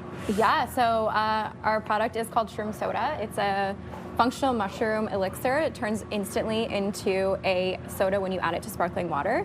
It has 4 mushrooms, so turkey tail, lion's mane, cordyceps, and reishi. They've been traditionally used for thousands of years to support overall well-being. And we wanted to make a mushroom product that was delicious and fun. And so we created Shroom Soda. And yeah, you can make mocktails with it. You can make soda with it. Lots of different drinks. So we're going to do a couple of Valentine's Day inspired mocktails today. I like it. And it is so good. Like, it's so hard to find a soda replacement that tastes so good and is beneficial for you, both cognitively and physically. It's such an amazing product. I want to talk about Dragon's Den. Yeah. Yep. Yeah, no, it was an amazing experience. It's something that you grew up watching, I grew up watching, and it's like you never really believe that you're ever going to make it there, you know? And we got the call. It was so exciting. It was terrifying to do it. Absolutely terrifying. I swear I almost peed my pants, but it was a great experience. And then we had our launch, Dragon's Den launch, week and a half ago. Party, yeah. It was so fun. It was incredible because you don't know how they're going to edit it, right? Yeah. So they edit an hour down to 8 minutes. So it's just a total surprise. You're there with hundreds of people. It was amazing. The producers have complete control, right? Yeah. But obviously coming from that, you're really pleased. And it's been such a great experience. You guys are so busy from that point moving forward. Yep. Let's get into some mocktails that you guys brought today. Yeah, so we're going to do 2 different mocktails. The first one is going to be inspired by a Shirley Temple, but we're going to do a black cherry kind of Shirley Temple. Ooh, I like it. Without all the sugar and red dye, which is pretty much what a Shirley Temple has in it. So we're going to start with, if you want to do one, you can totally do one too. So this is just like a tart cherry juice. So we're going to do that as our red base. And then we're gonna do a dropper of the black cherry.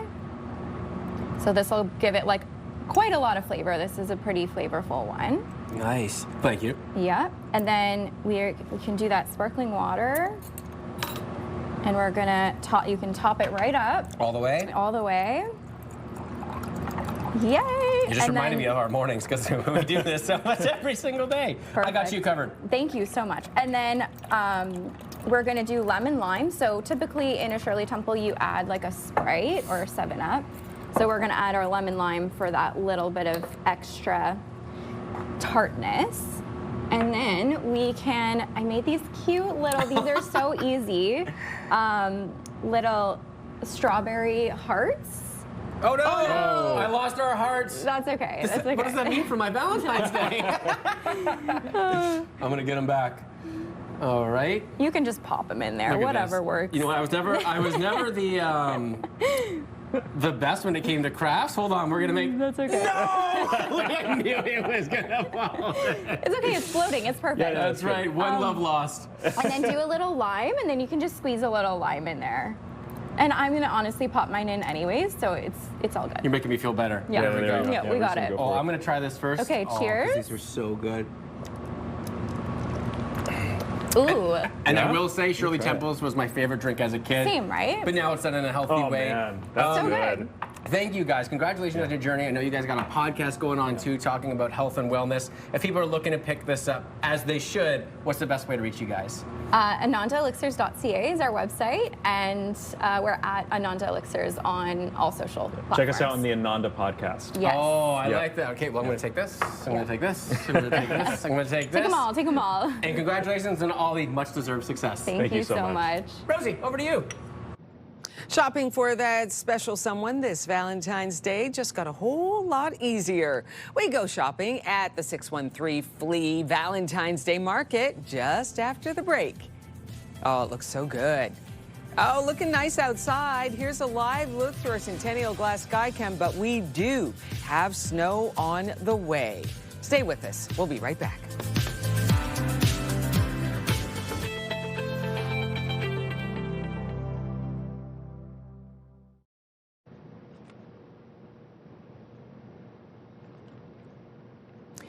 Featuring 150 vendors, the 613 Flea Market will be buzzing with specially curated Valentine-themed goods today. And today we are joined by the owners of 3 fabulous local businesses with some great gift ideas for your Valentine. And I think, the 613 Flea is happening this weekend. So we begin with Andrea from Ash and Posey. Good morning to you. Good morning. Now, am I right in saying that the 613 Flea, it's not today? No, it's Saturday, February 14th on Valentine's Day.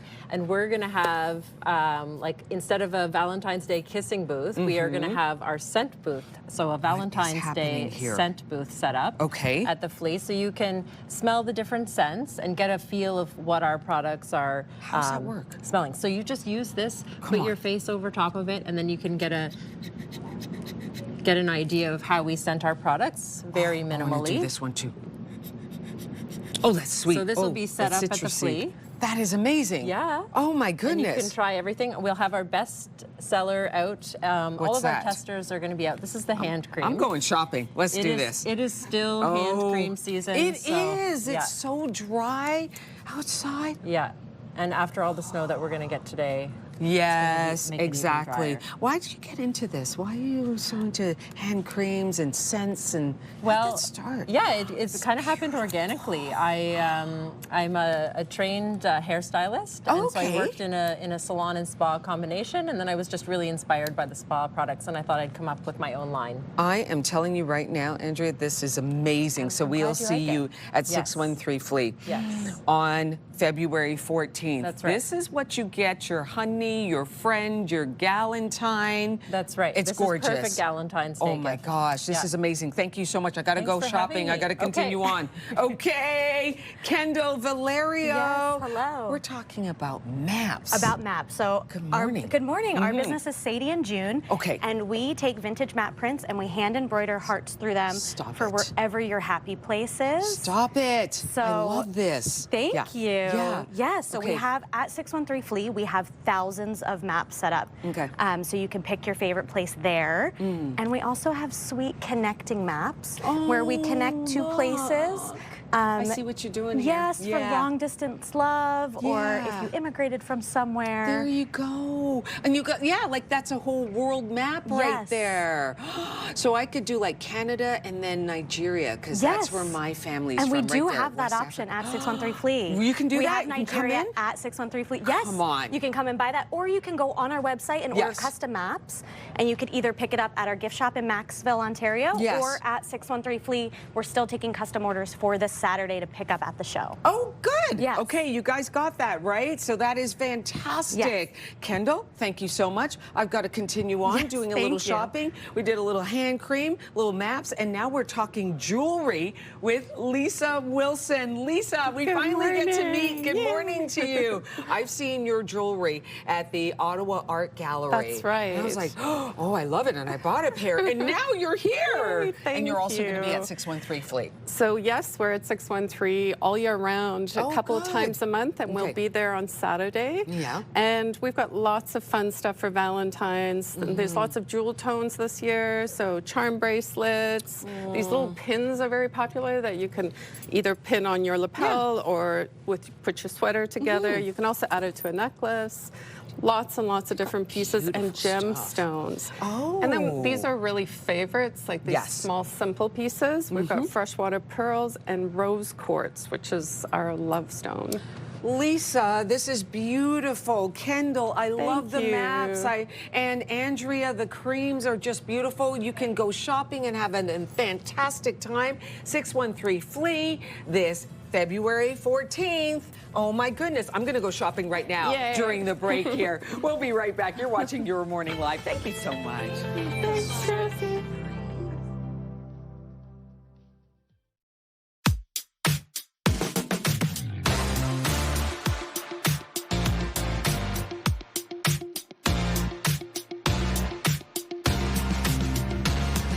We got no no milestones to celebrate today, but we want some for the future. So if you have a milestone, celebrate it with us. Send us those birthday announcements for kids turning 13 or under, or 100 or more, or wedding anniversaries for those celebrating 50 years or more.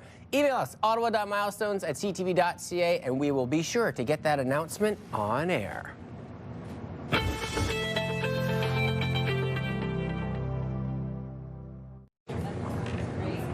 It's Tuesday, February 10th. School buses canceled in Ottawa and the region as a burst of winter weather is expected this afternoon. I feel bad for the workers and stuff. Like, this is their livelihood and they're looking forward to tourism. Travelers stranded as most commercial flights to Cuba have been canceled. And I got to try out a new wellness space here in Ottawa. I'll tell you more about the relaxing harmonic egg. Your Morning Ottawa continues right now.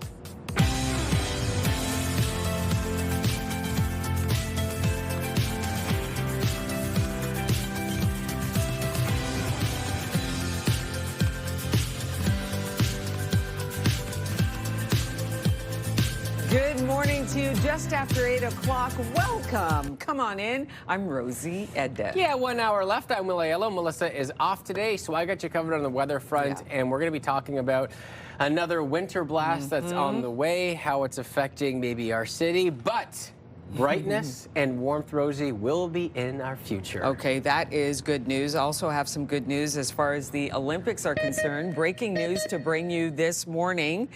Canada has won its first silver at the Olympic Games. The Canadian short track speed skating relay team came in second behind Italy in the final race. Belgium wins bronze. The team is made up of athletes Kim Boutin, Stephen Dubois, Florence Brunel, Courtney Sereau, William Genou, and Félix Roussel. This is Kim Boutin's 5th medal. For Dubois, it's his 4th medal. For everyone else, it is their 1st medal. So as we were talking about, a note for drivers on the roads today. Environment Canada has issued a special weather statement. The city is expecting around 7 to maybe 12 centimeters of snowfall beginning shortly and continuing into the evening. Prepare for some reduced visibility out on the roads. Canada's major airlines have now suspended service to Cuba as the island warns of a fuel shortage. By the typical definition of what we think of as a failed state, Cuba is sort of on the cusp of it. The move comes as Cuba experiences its worst economic crisis in nearly 70 years. Air Transat, Air Canada, and WestJet are now suspending all flights to Cuba. All 3 airlines say they do have contingency plans to get Canadians home.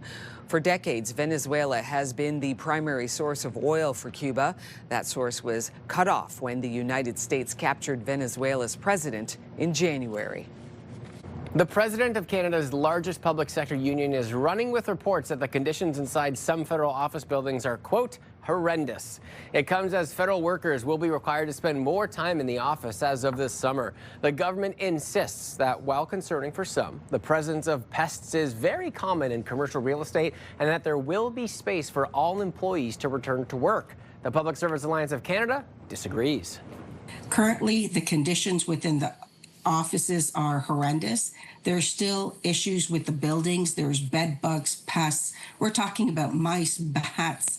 There's just issues with the actual setup, and there's not enough space.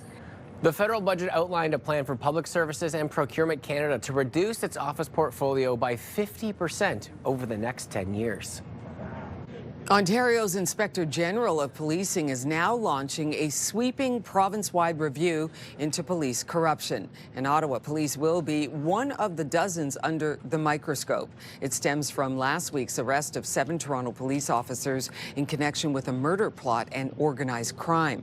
According to police, some of the officers were leaking information to criminals. Since then, 3 Peel officers have also been suspended in connection with the investigation. It's important to acknowledge the real questions the public is asking and the potential effect these questions may have on their confidence in Ontario's policing system. Front of them just The inspection is set to focus on how officers are supervised and how they are screened and vetted. It will also look at how officers access police databases. There's no timeline for when the report will be complete, but it will be released publicly. U.S. President Donald Trump has issued a new warning to Canada, threatening to block the opening of a new bridge linking Windsor and Detroit. The Gordie Howe Bridge is set to open this year. U.S. President Trump now says the U.S. should own at least half of it and be compensated. In a lengthy social media post, Donald Trump says he will not allow the bridge to open until, quote, the United States is fully compensated for everything we have given them, and also Canada treats the U.S. with the fairness and respect that we deserve. We will start negotiations immediately. President Trump is claiming Canada built the bridge with no input from the U.S., something Windsor's mayor disagrees with. An Ottawa area Liberal MP is calling on his own government to reconsider the return to office policy. Bruce Fanjoy, the MP for Carleton, says the policy will cost both the government and citizens more and increase pollution. He says there is little to no evidence that a one-size RTO policy will improve productivity, and adds it will make it harder for public servants to balance work with other responsibilities. The final trailer has arrived before fans get to see Ryan Gosling on the silver screen. I understand that you think I'm the right person for this mission. I understand the stakes. Object approaching. Okay, so this is the trailer for Project Hail Mary. The story follows a science teacher who wakes up alone on a spaceship years from Earth. He then uncovers a mission to stop a mysterious substance that's killing the sun. It hits theaters March 20th, and by us intrigued, I assume that it's already on our list. Yeah, and I figure this looks like it's all Ryan Gosling, yeah. You know, so there you go. Nothing wrong with that. We know how good he is on the screen. No problem with that at all. All right, let's get to the weather because it's top of mind in our news headlines. Yeah. But after we get through today, it is looking very nice into the weekend, Valentine's Day and Family Day ahead. Special weather statement in effect, though, up to 12 centimeters of some snowfall expected through the day today, starting in an hour or so, but it's going to be really heavy between about 1 p.m. and we'll call it 8 p.m. So heavier snowfall in that window. We could see about 10 centimeters of some snowfall. It starts to get light, though, as we get through Wednesday, and then it clears up significantly as we get to Thursday, as some sunshine will reappear into the forecast. Totals, this is what we're looking at. Most areas in the teens, about 14 centimeters in Ottawa, a little less in Trenton, a little more in Pembroke. As we take a look at the ski hills, especially into Tremblant, getting another blast just under 14 centimeters. So great news for our ski hills and our winter activities. Temperatures, minus 11 in Ottawa and Montreal, a little cooler in Cornwall. Then when we turn on the wind chill, temperatures feeling a little bit colder. Minus 17 in Ottawa and Pembroke. Minus 16 is what it feels like into Kingston. Into the afternoon, this is the warmest it's going to get through the day, so minus 8 here in Ottawa, minus 5 in Pembroke. So temperatures still a little bit below seasonal through the day today, but it will warm up as we approach tomorrow. And then after we get through the next 24 hours, ooh, it's looking good. So some snowfall and cloudy conditions, but then the sunshine reappears fully Thursday and continues into our Valentine's Day and our Family Day Monday. Overnight lows gain a little bit of relief and some sunshine on the way after a little bit of snowfall. And as we take a look at the roads on your Tuesday morning commute, we want to let you know about something that's been updated right into our newsroom. We have a collision on the westbound 417 at Bronson that has the 2 left-hand lanes blocked. Emergency crews are currently on scene. Eastbound on the 417 slowing down at the 416 split until Maitland. Westbound on the 174 seeing buildup between 10th line and Montreal Road. So take your time.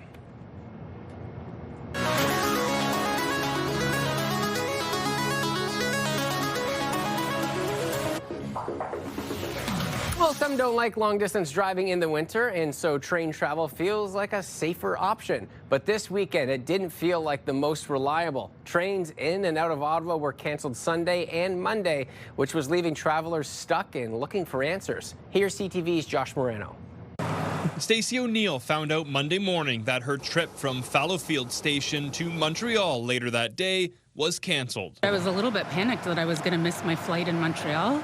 didn't have a lot of wiggle room there. She was rebooked on an earlier train, but that one got delayed too. I got an email saying it was going to be late and by an hour. So she hopped in an Uber to Ottawa, a larger station, to make sure she could get to Montreal. I just wasn't sure if my connection would be on time, so I came here. Similar scenes played out across Ontario and Quebec after Via Rail cancelled 8 trains Monday between Ottawa, Montreal and Toronto, citing operational constraints. I was panicking because the whole train was cancelled.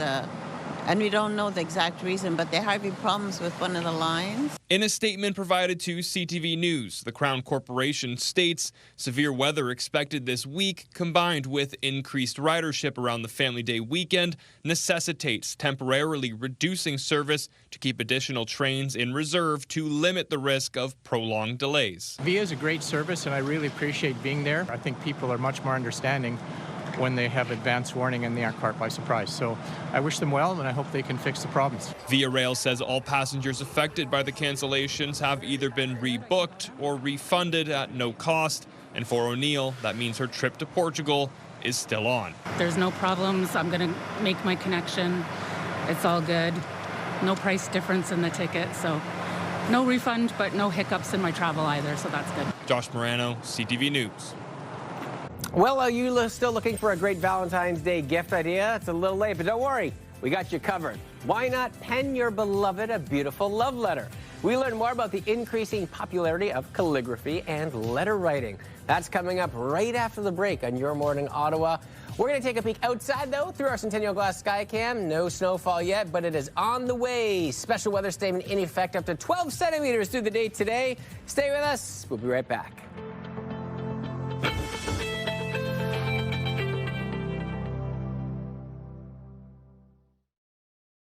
Today's snow report is brought to you by Camp Fortune. Let us teach you to love winter.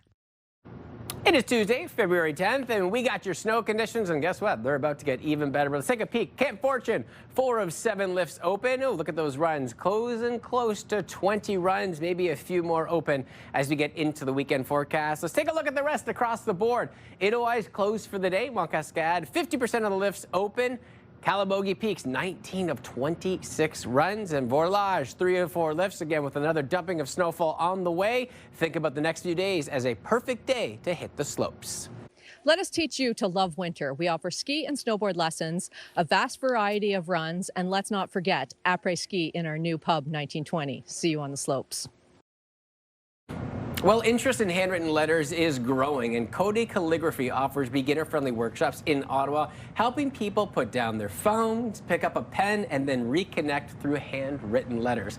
She joins us this morning to show us the ropes of calligraphy, and it's so great because I love everything about this. Good morning to you. Hi. And you know what? It's been a trend. It's been picking up popularity, especially on Pinterest, you know, going back and doing things the way that they should. Totally. Why do you think it's gaining so much popularity once again? Yeah, I think more than ever, we're so plugged into technology and screens and social media.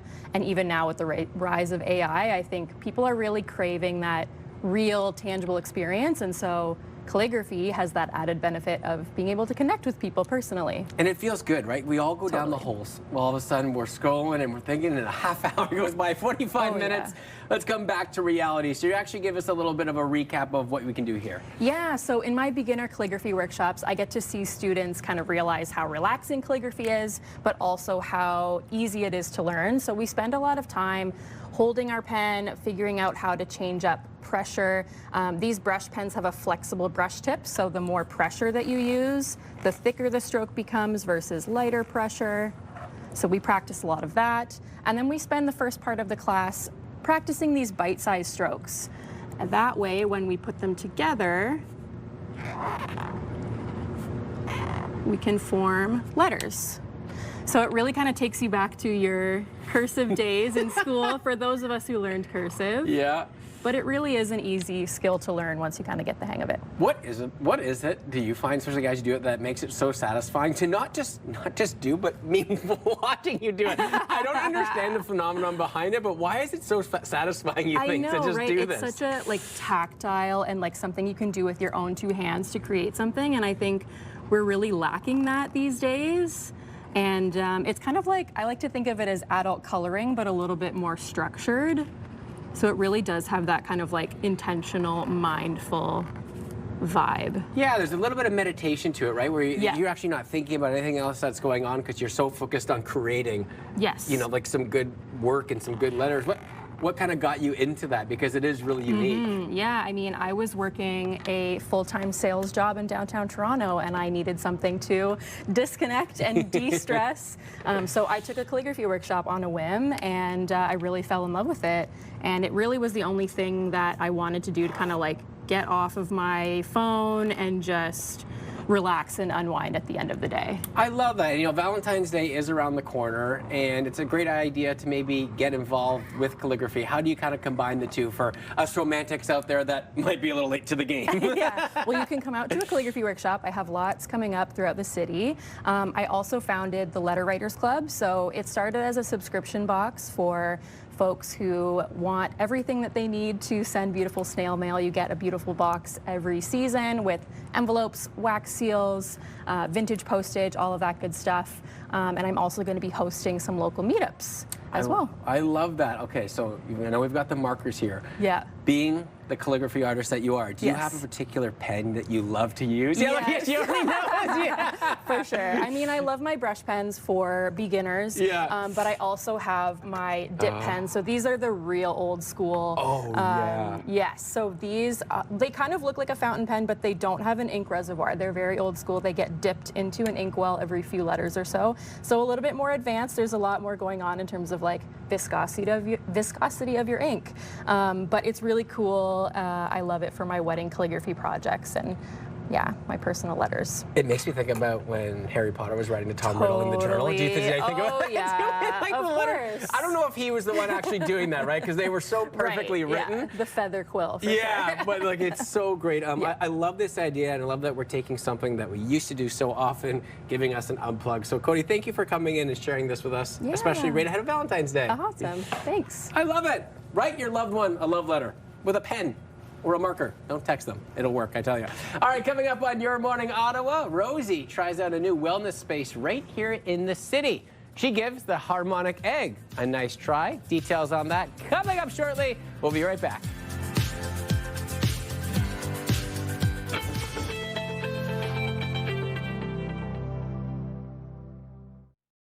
Saving lives is what they do. February is Heart Month, and together we can support the University of Ottawa Heart Institute in providing world-class cardiac care. For almost 50 years, our community has played a critical role in advancing the Institute's life-saving work. Your donation will support groundbreaking research, innovative patient care, education, and prevention. To learn more, visit februaryisheartmonth.ca.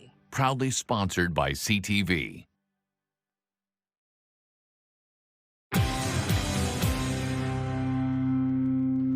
Welcome back. It is a new wellness space here in Ottawa. I got to test drive the harmonic egg. Take a look.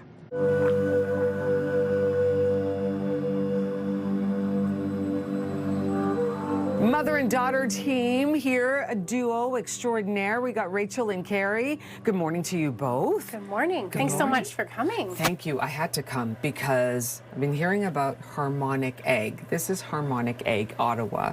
This is the Harmonic Egg. Rachel, you got to tell me all about it, how it works. But Mom, and you're going to show me, right? And we'll go through it in just a minute. But first off, we got to talk to Rachel about what this is all about. What is this contraption here? Well, the harmonic egg is a relaxation chamber that combines the principles of sacred geometry with sound, color, and light. And it creates an environment so that our bodies can relax, go into a state of healing and repair, activating the parasympathetic nervous system. And it's here to promote overall well-being and health. How does it do that? You're talking about supporting the nervous system. Yes. When I think about that, I think about how we're all kind of walking around a little bit stressed, a little bit tense at times because of, everyday pressures, right? Yep. This can help alleviate that, is what you're saying? Yeah, well, whether we're aware of it or not, our nervous systems are always reading into vibrations. We're emitting vibration and we're also receiving it. So whenever you walked into a room and you feel like the vibe is off, that's our nervous system decoding information and telling us whether or not we are safe. Okay, so when somebody comes in for a harmonic egg session, how do they prepare? What should they expect? Well, we do an intake form just to find out what your intention is for the session, because we choose music and the colors according to that.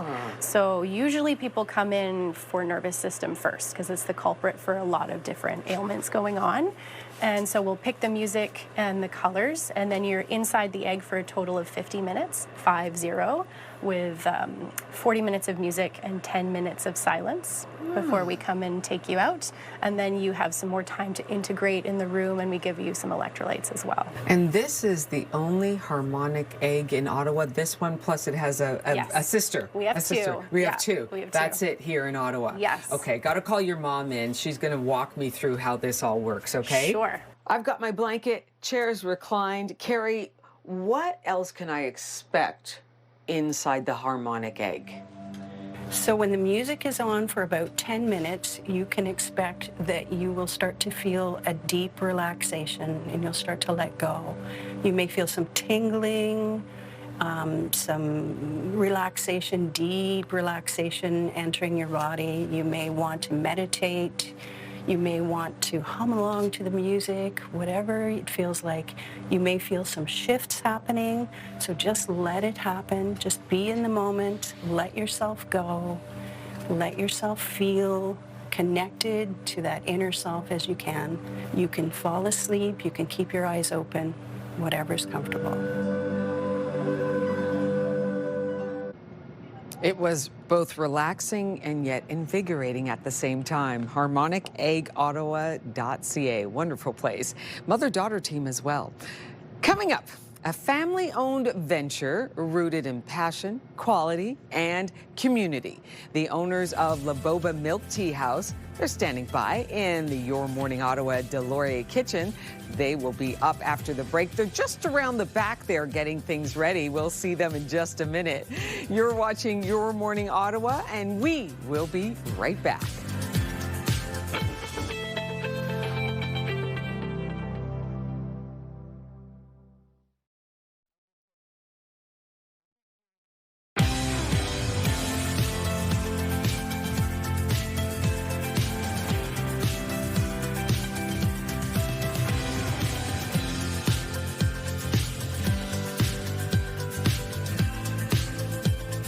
Welcome, I'm Rosie Edda. Happy Tuesday, everybody. I'm Will Yellow. We're going to talk about your weather forecast coming up and what you need to know with a special weather statement, as well as when we could see some sunshine. Yes, but we have some good news to bring you from Milano Cortino.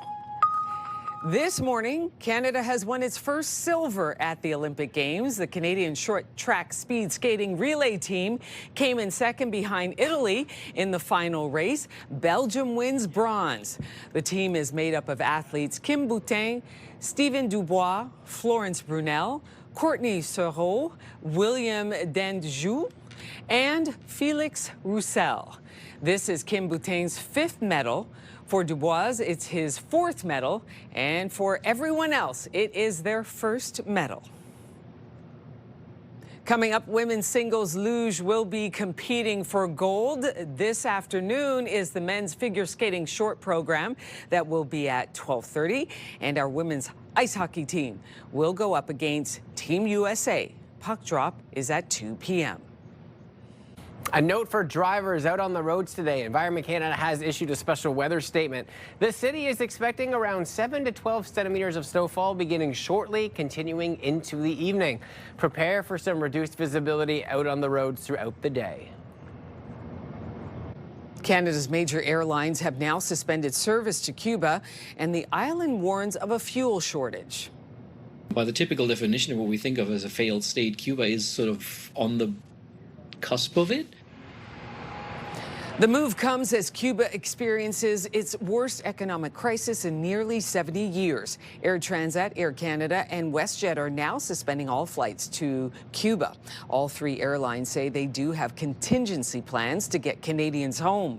For decades, Venezuela has been the primary source of oil for Cuba. That source was cut off when the United States captured Venezuela's president in January. The president of Canada's largest public sector union is running with reports that the conditions inside some federal office buildings are, quote, horrendous. It comes as federal workers will be required to spend more time in the office as of this summer. The government insists that while there is some concern for some, the presence of pests is very common in commercial real estate and that there will be space for all employees to return to work. The Public Servants Alliance of Canada disagrees. Currently, the conditions within the offices are horrendous. There's still issues with the buildings. There's bed bugs, pests. We're talking about mice, bats. There's just issues with the actual setup, and there's not enough space. The federal budget outlined a plan for Public Services and Procurement Canada to reduce its office portfolio by 50% over the next 10 years. Ontario's Inspector General of Policing is now launching a sweeping province-wide review into police corruption. And Ottawa police will be one of the dozens under the microscope. It stems from last week's arrest of 7 Toronto police officers in connection with a murder plot and organized crime. According to police, some of the officers were leaking information to criminals. Since then, 3 Peel officers have also been suspended in connection with the investigation. It's important to acknowledge the real questions the public is asking and the potential effect these questions may have on their confidence in Ontario's policing system.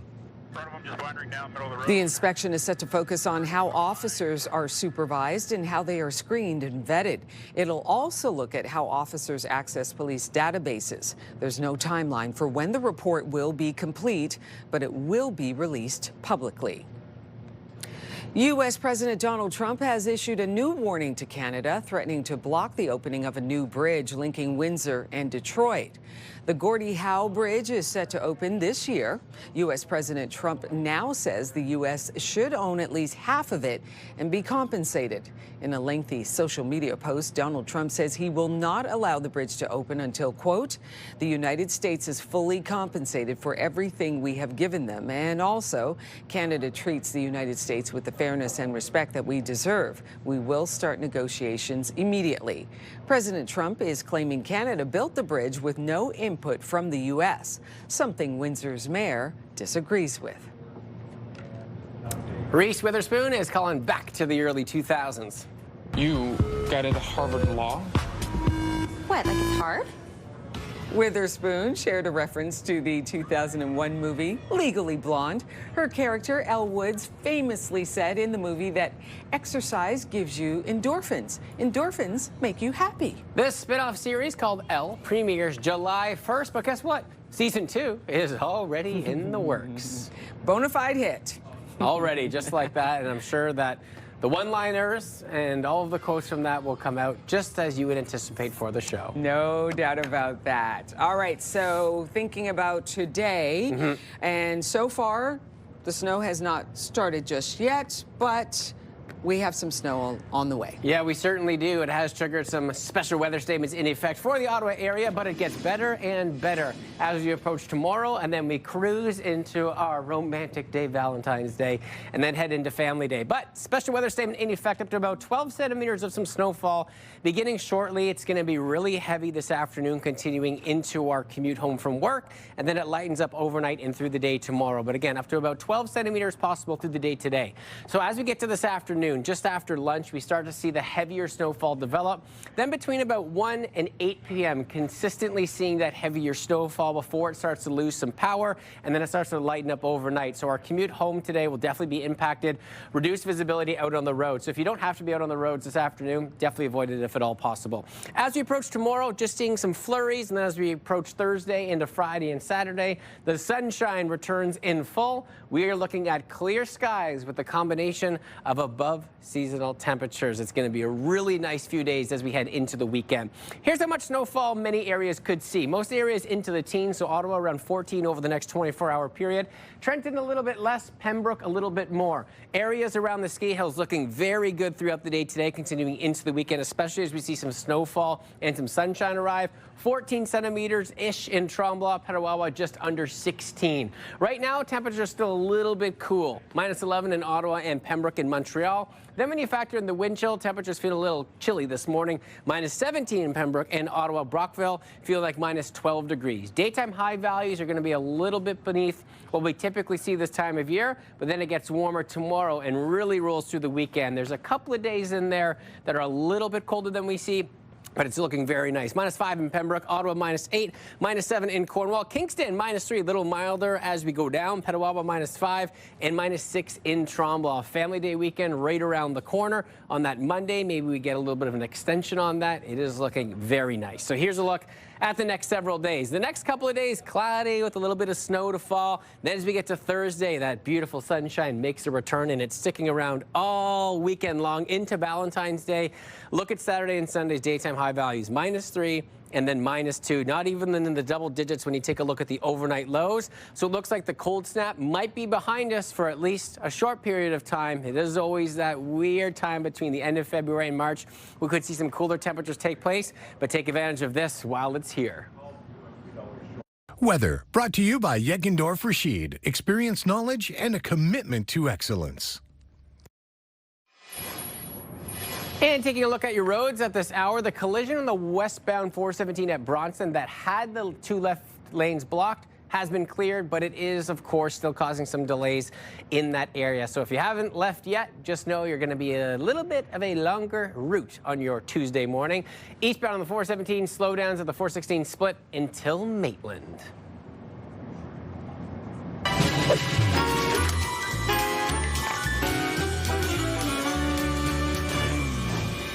We're here in the Deloria Your Morning Ottawa kitchen, and it is all about La Boba Milk Tea House. I've got Vincey Chong and Terrence Yang, husband and wife team. Oh my goodness, good morning, welcome. Good morning. I'm so excited to have you both on here.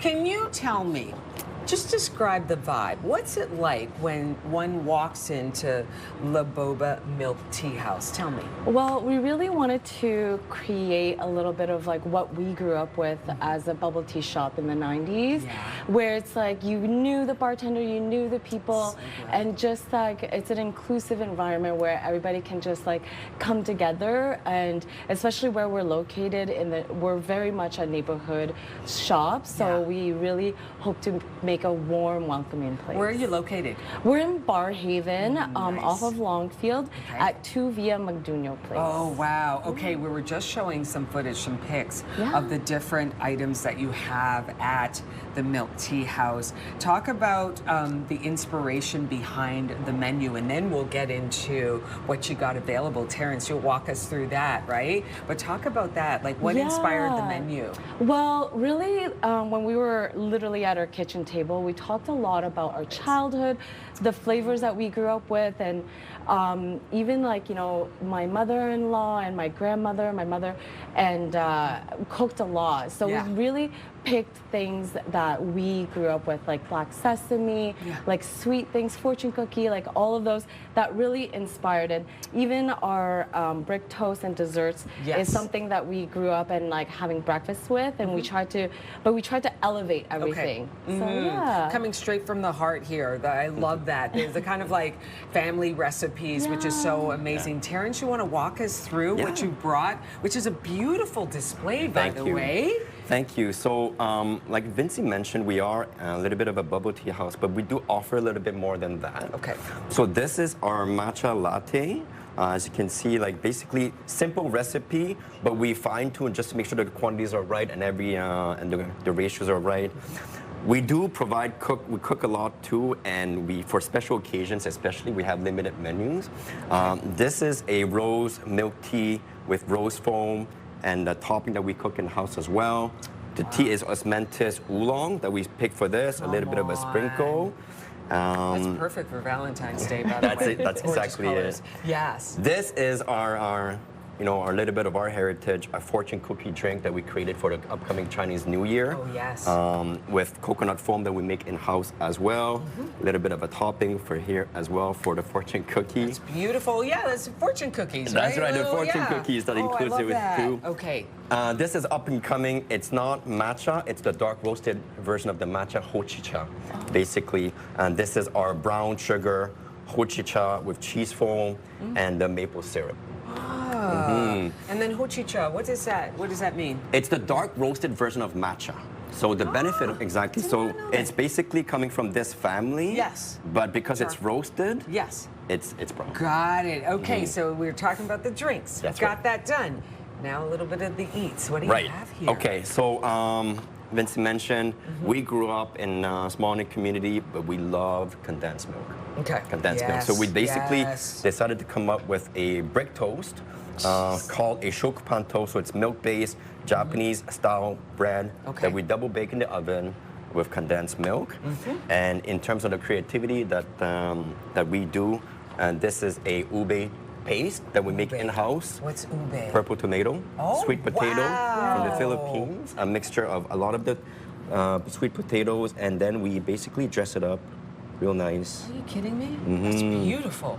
I love how it's a bit on the matte side too. I wasn't expecting that. So this is sweet potato? Yeah, this is the sweet potato. Yeah. There's a lot of variation of sweet potato. Yeah. Ube is the one from the Philippines. Ube is the one. Okay, and then what's this one here? This is the black sesame that we make in-house as well, black sesame paste that we top off in our brick toast. Yeah. And we double roast the sesame ourselves, dry blend it, and create a paste out of it. Yeah. And see, should I try it? Yes, Should I try go for it. Oh my goodness. Test it Okay. So let's, There you go. Oh. Do your own little style. Boy. Add my own little crinkly style to it. Oh, and it smells amazing as I'm hovering over this brick bread. This is incredible. It is so rich. That's the condensed milk that adds that. This lovely topping here. What do you got over here? And here, before we go, what's this one here? Yes. If you want to go. So this is our sweet cheese toast that my brother actually came up with. A little bit of savory, a little bit of sweet in it. So it just like the cheese melts and super, super yummy. Super thick bread too. I love that brick bread. That's amazing. And then what do we have here? I see a little green. This is the plain sweet brick toast, but matcha. But matcha. That's right. Oh my goodness. La Boba Milk Tea House. Once again, you're located in 2 Via Macduno in Barhaven. In Barhaven. Husband and wife duo. How do you like that? Vincy and Terrence, you guys are amazing. I know that you opened up last summer. Continued success to you. We're so glad that you can stop by. This is a gorgeous setup and such wonderful arrays, all coming from the heart. Lovely recipes from Grandma and Mama. Thank you so much for stopping by. Thank you. If you know of a great chef or restaurant you think we should feature on the show, let us know. Email us, yourmorningottawa@ctv.ca. And here's a live look through our Centennial Glass Sky Cam. The calm before the snow. That's right, we are expecting snow in the next few hours. In fact, Environment Canada has issued a special weather statement. The snowfall will get heavy at times later on today. We'll be right back after this.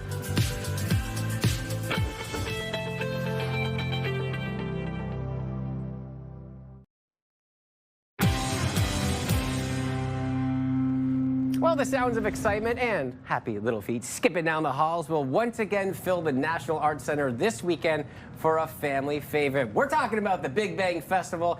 Here with more is the producing artistic director, Peter, and the festival ambassador, Salok. Good morning to you. Good morning, Will. I love this. We've got our ambassador ready. I asked him if you want to do some push-ups before, but no, you're pumped up. You're ready to talk about the festival, right? Yeah. He's ready. Tell us a little bit about this festival, what people can expect for those that aren't aware. Sure. So the festival is done by the National Arts Center. This is several years they've been doing it, and it's all about sound, really, and its connection to music, but not just music, sound in all its excuse me, in all its forms. And my particular role, I'm the artistic director of Platypus Theater, and we're doing a particular show that fits very well into that theme because our show is all about discovering music in unexpected places. I love that. So tell us a little bit about who this show would be for, because it is coming on, a great weekend and the weather looks great. You saw it earlier, right? It looks good. Great. Who's this show for? Because it does look like it's kind of for everybody. Yeah, definitely. Usually it's a 3-generational thing with kids as little as 4 and their parents and their grandparents and aunts and uncles and cousins. So it's really, I think, accessible to all ages. The whole mantra of Platypus Theatre is to make music exciting and magical for children. Symphony orchestras can sometimes be a little remote for kids. It's like they don't understand what it is. So our whole job is to connect kids to the music through things that they understand. And that's what this show is about. It's about finding music in things that the kids all know about and then linking that to orchestral music. I love that. Well, we got the ambassador extraordinaire joining us this morning. And tell me a little bit about some of the duties that you'll be doing this weekend. So for the Big Bang Ambassadors, we're going to guide you throughout the festival and hope you have a great time. We're going to introduce most of the shows, and it's going to be a really amazing experience. And what are you most excited for? When you look at the festival, obviously you've got a big job, but what are you most excited for this weekend? I'm excited to see all the shows, because as the ambassadors, we get special perks to see all the shows, and it's going to be really exciting. Whoa, whoa, whoa, whoa, special perks. Why don't you tell me some of those? Give me some deets. What are some of those special perks you get? So we get to see all the shows. We get lunch there, too, and it's going to be fun, yeah. I mean, it sounds like a great time, and I think you're the guy for the job from what it sounds like with those perks. You've actually brought some of the instruments here because you're going to give us a little bit of demo of what we can expect through the weekend. Yeah, so children may not be familiar with a cello, but they probably are familiar with this. Yeah. You know what this is? A saw. A saw, yes. So most of them, a lot of kids would have these at home and to make furniture or make houses. But what they may not realize, and so Luck, you're going to help me with this. Oh, yes, Luck, you got it. Saws can also make music. So, oops, give that a whack. Do it again. So you can hear it makes a sound that way. And then, so the two characters in our show discover that this object can also make noise. And then they discover that depending on how far you bend it, the pitch goes up, so.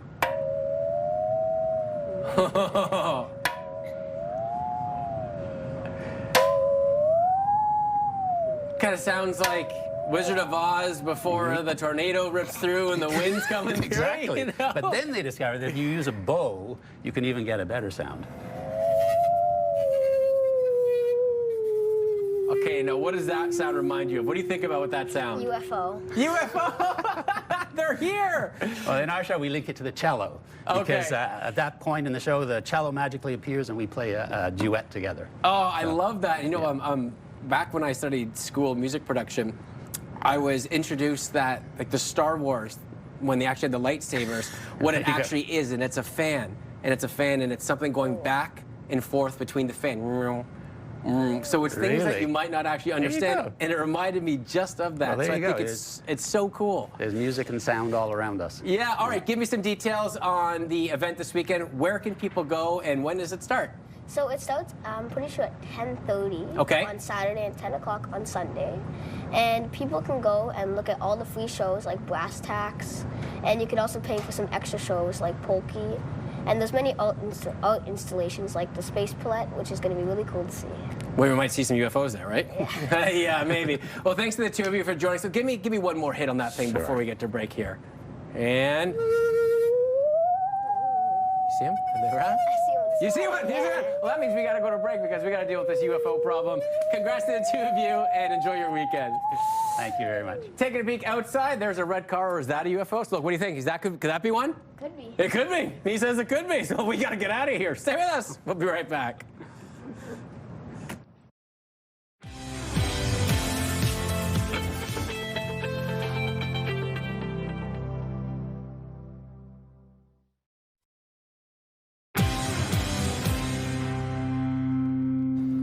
So Canada, well, not Canada, Ottawa is still under a special weather statement. Yeah, we certainly are. So about another 12 centimeters to fall through the day today. So understand your afternoon, evening commute might get a little bit iffy. Okay, we'll see you right back here tomorrow morning. Take good care and take care on the roads later this afternoon.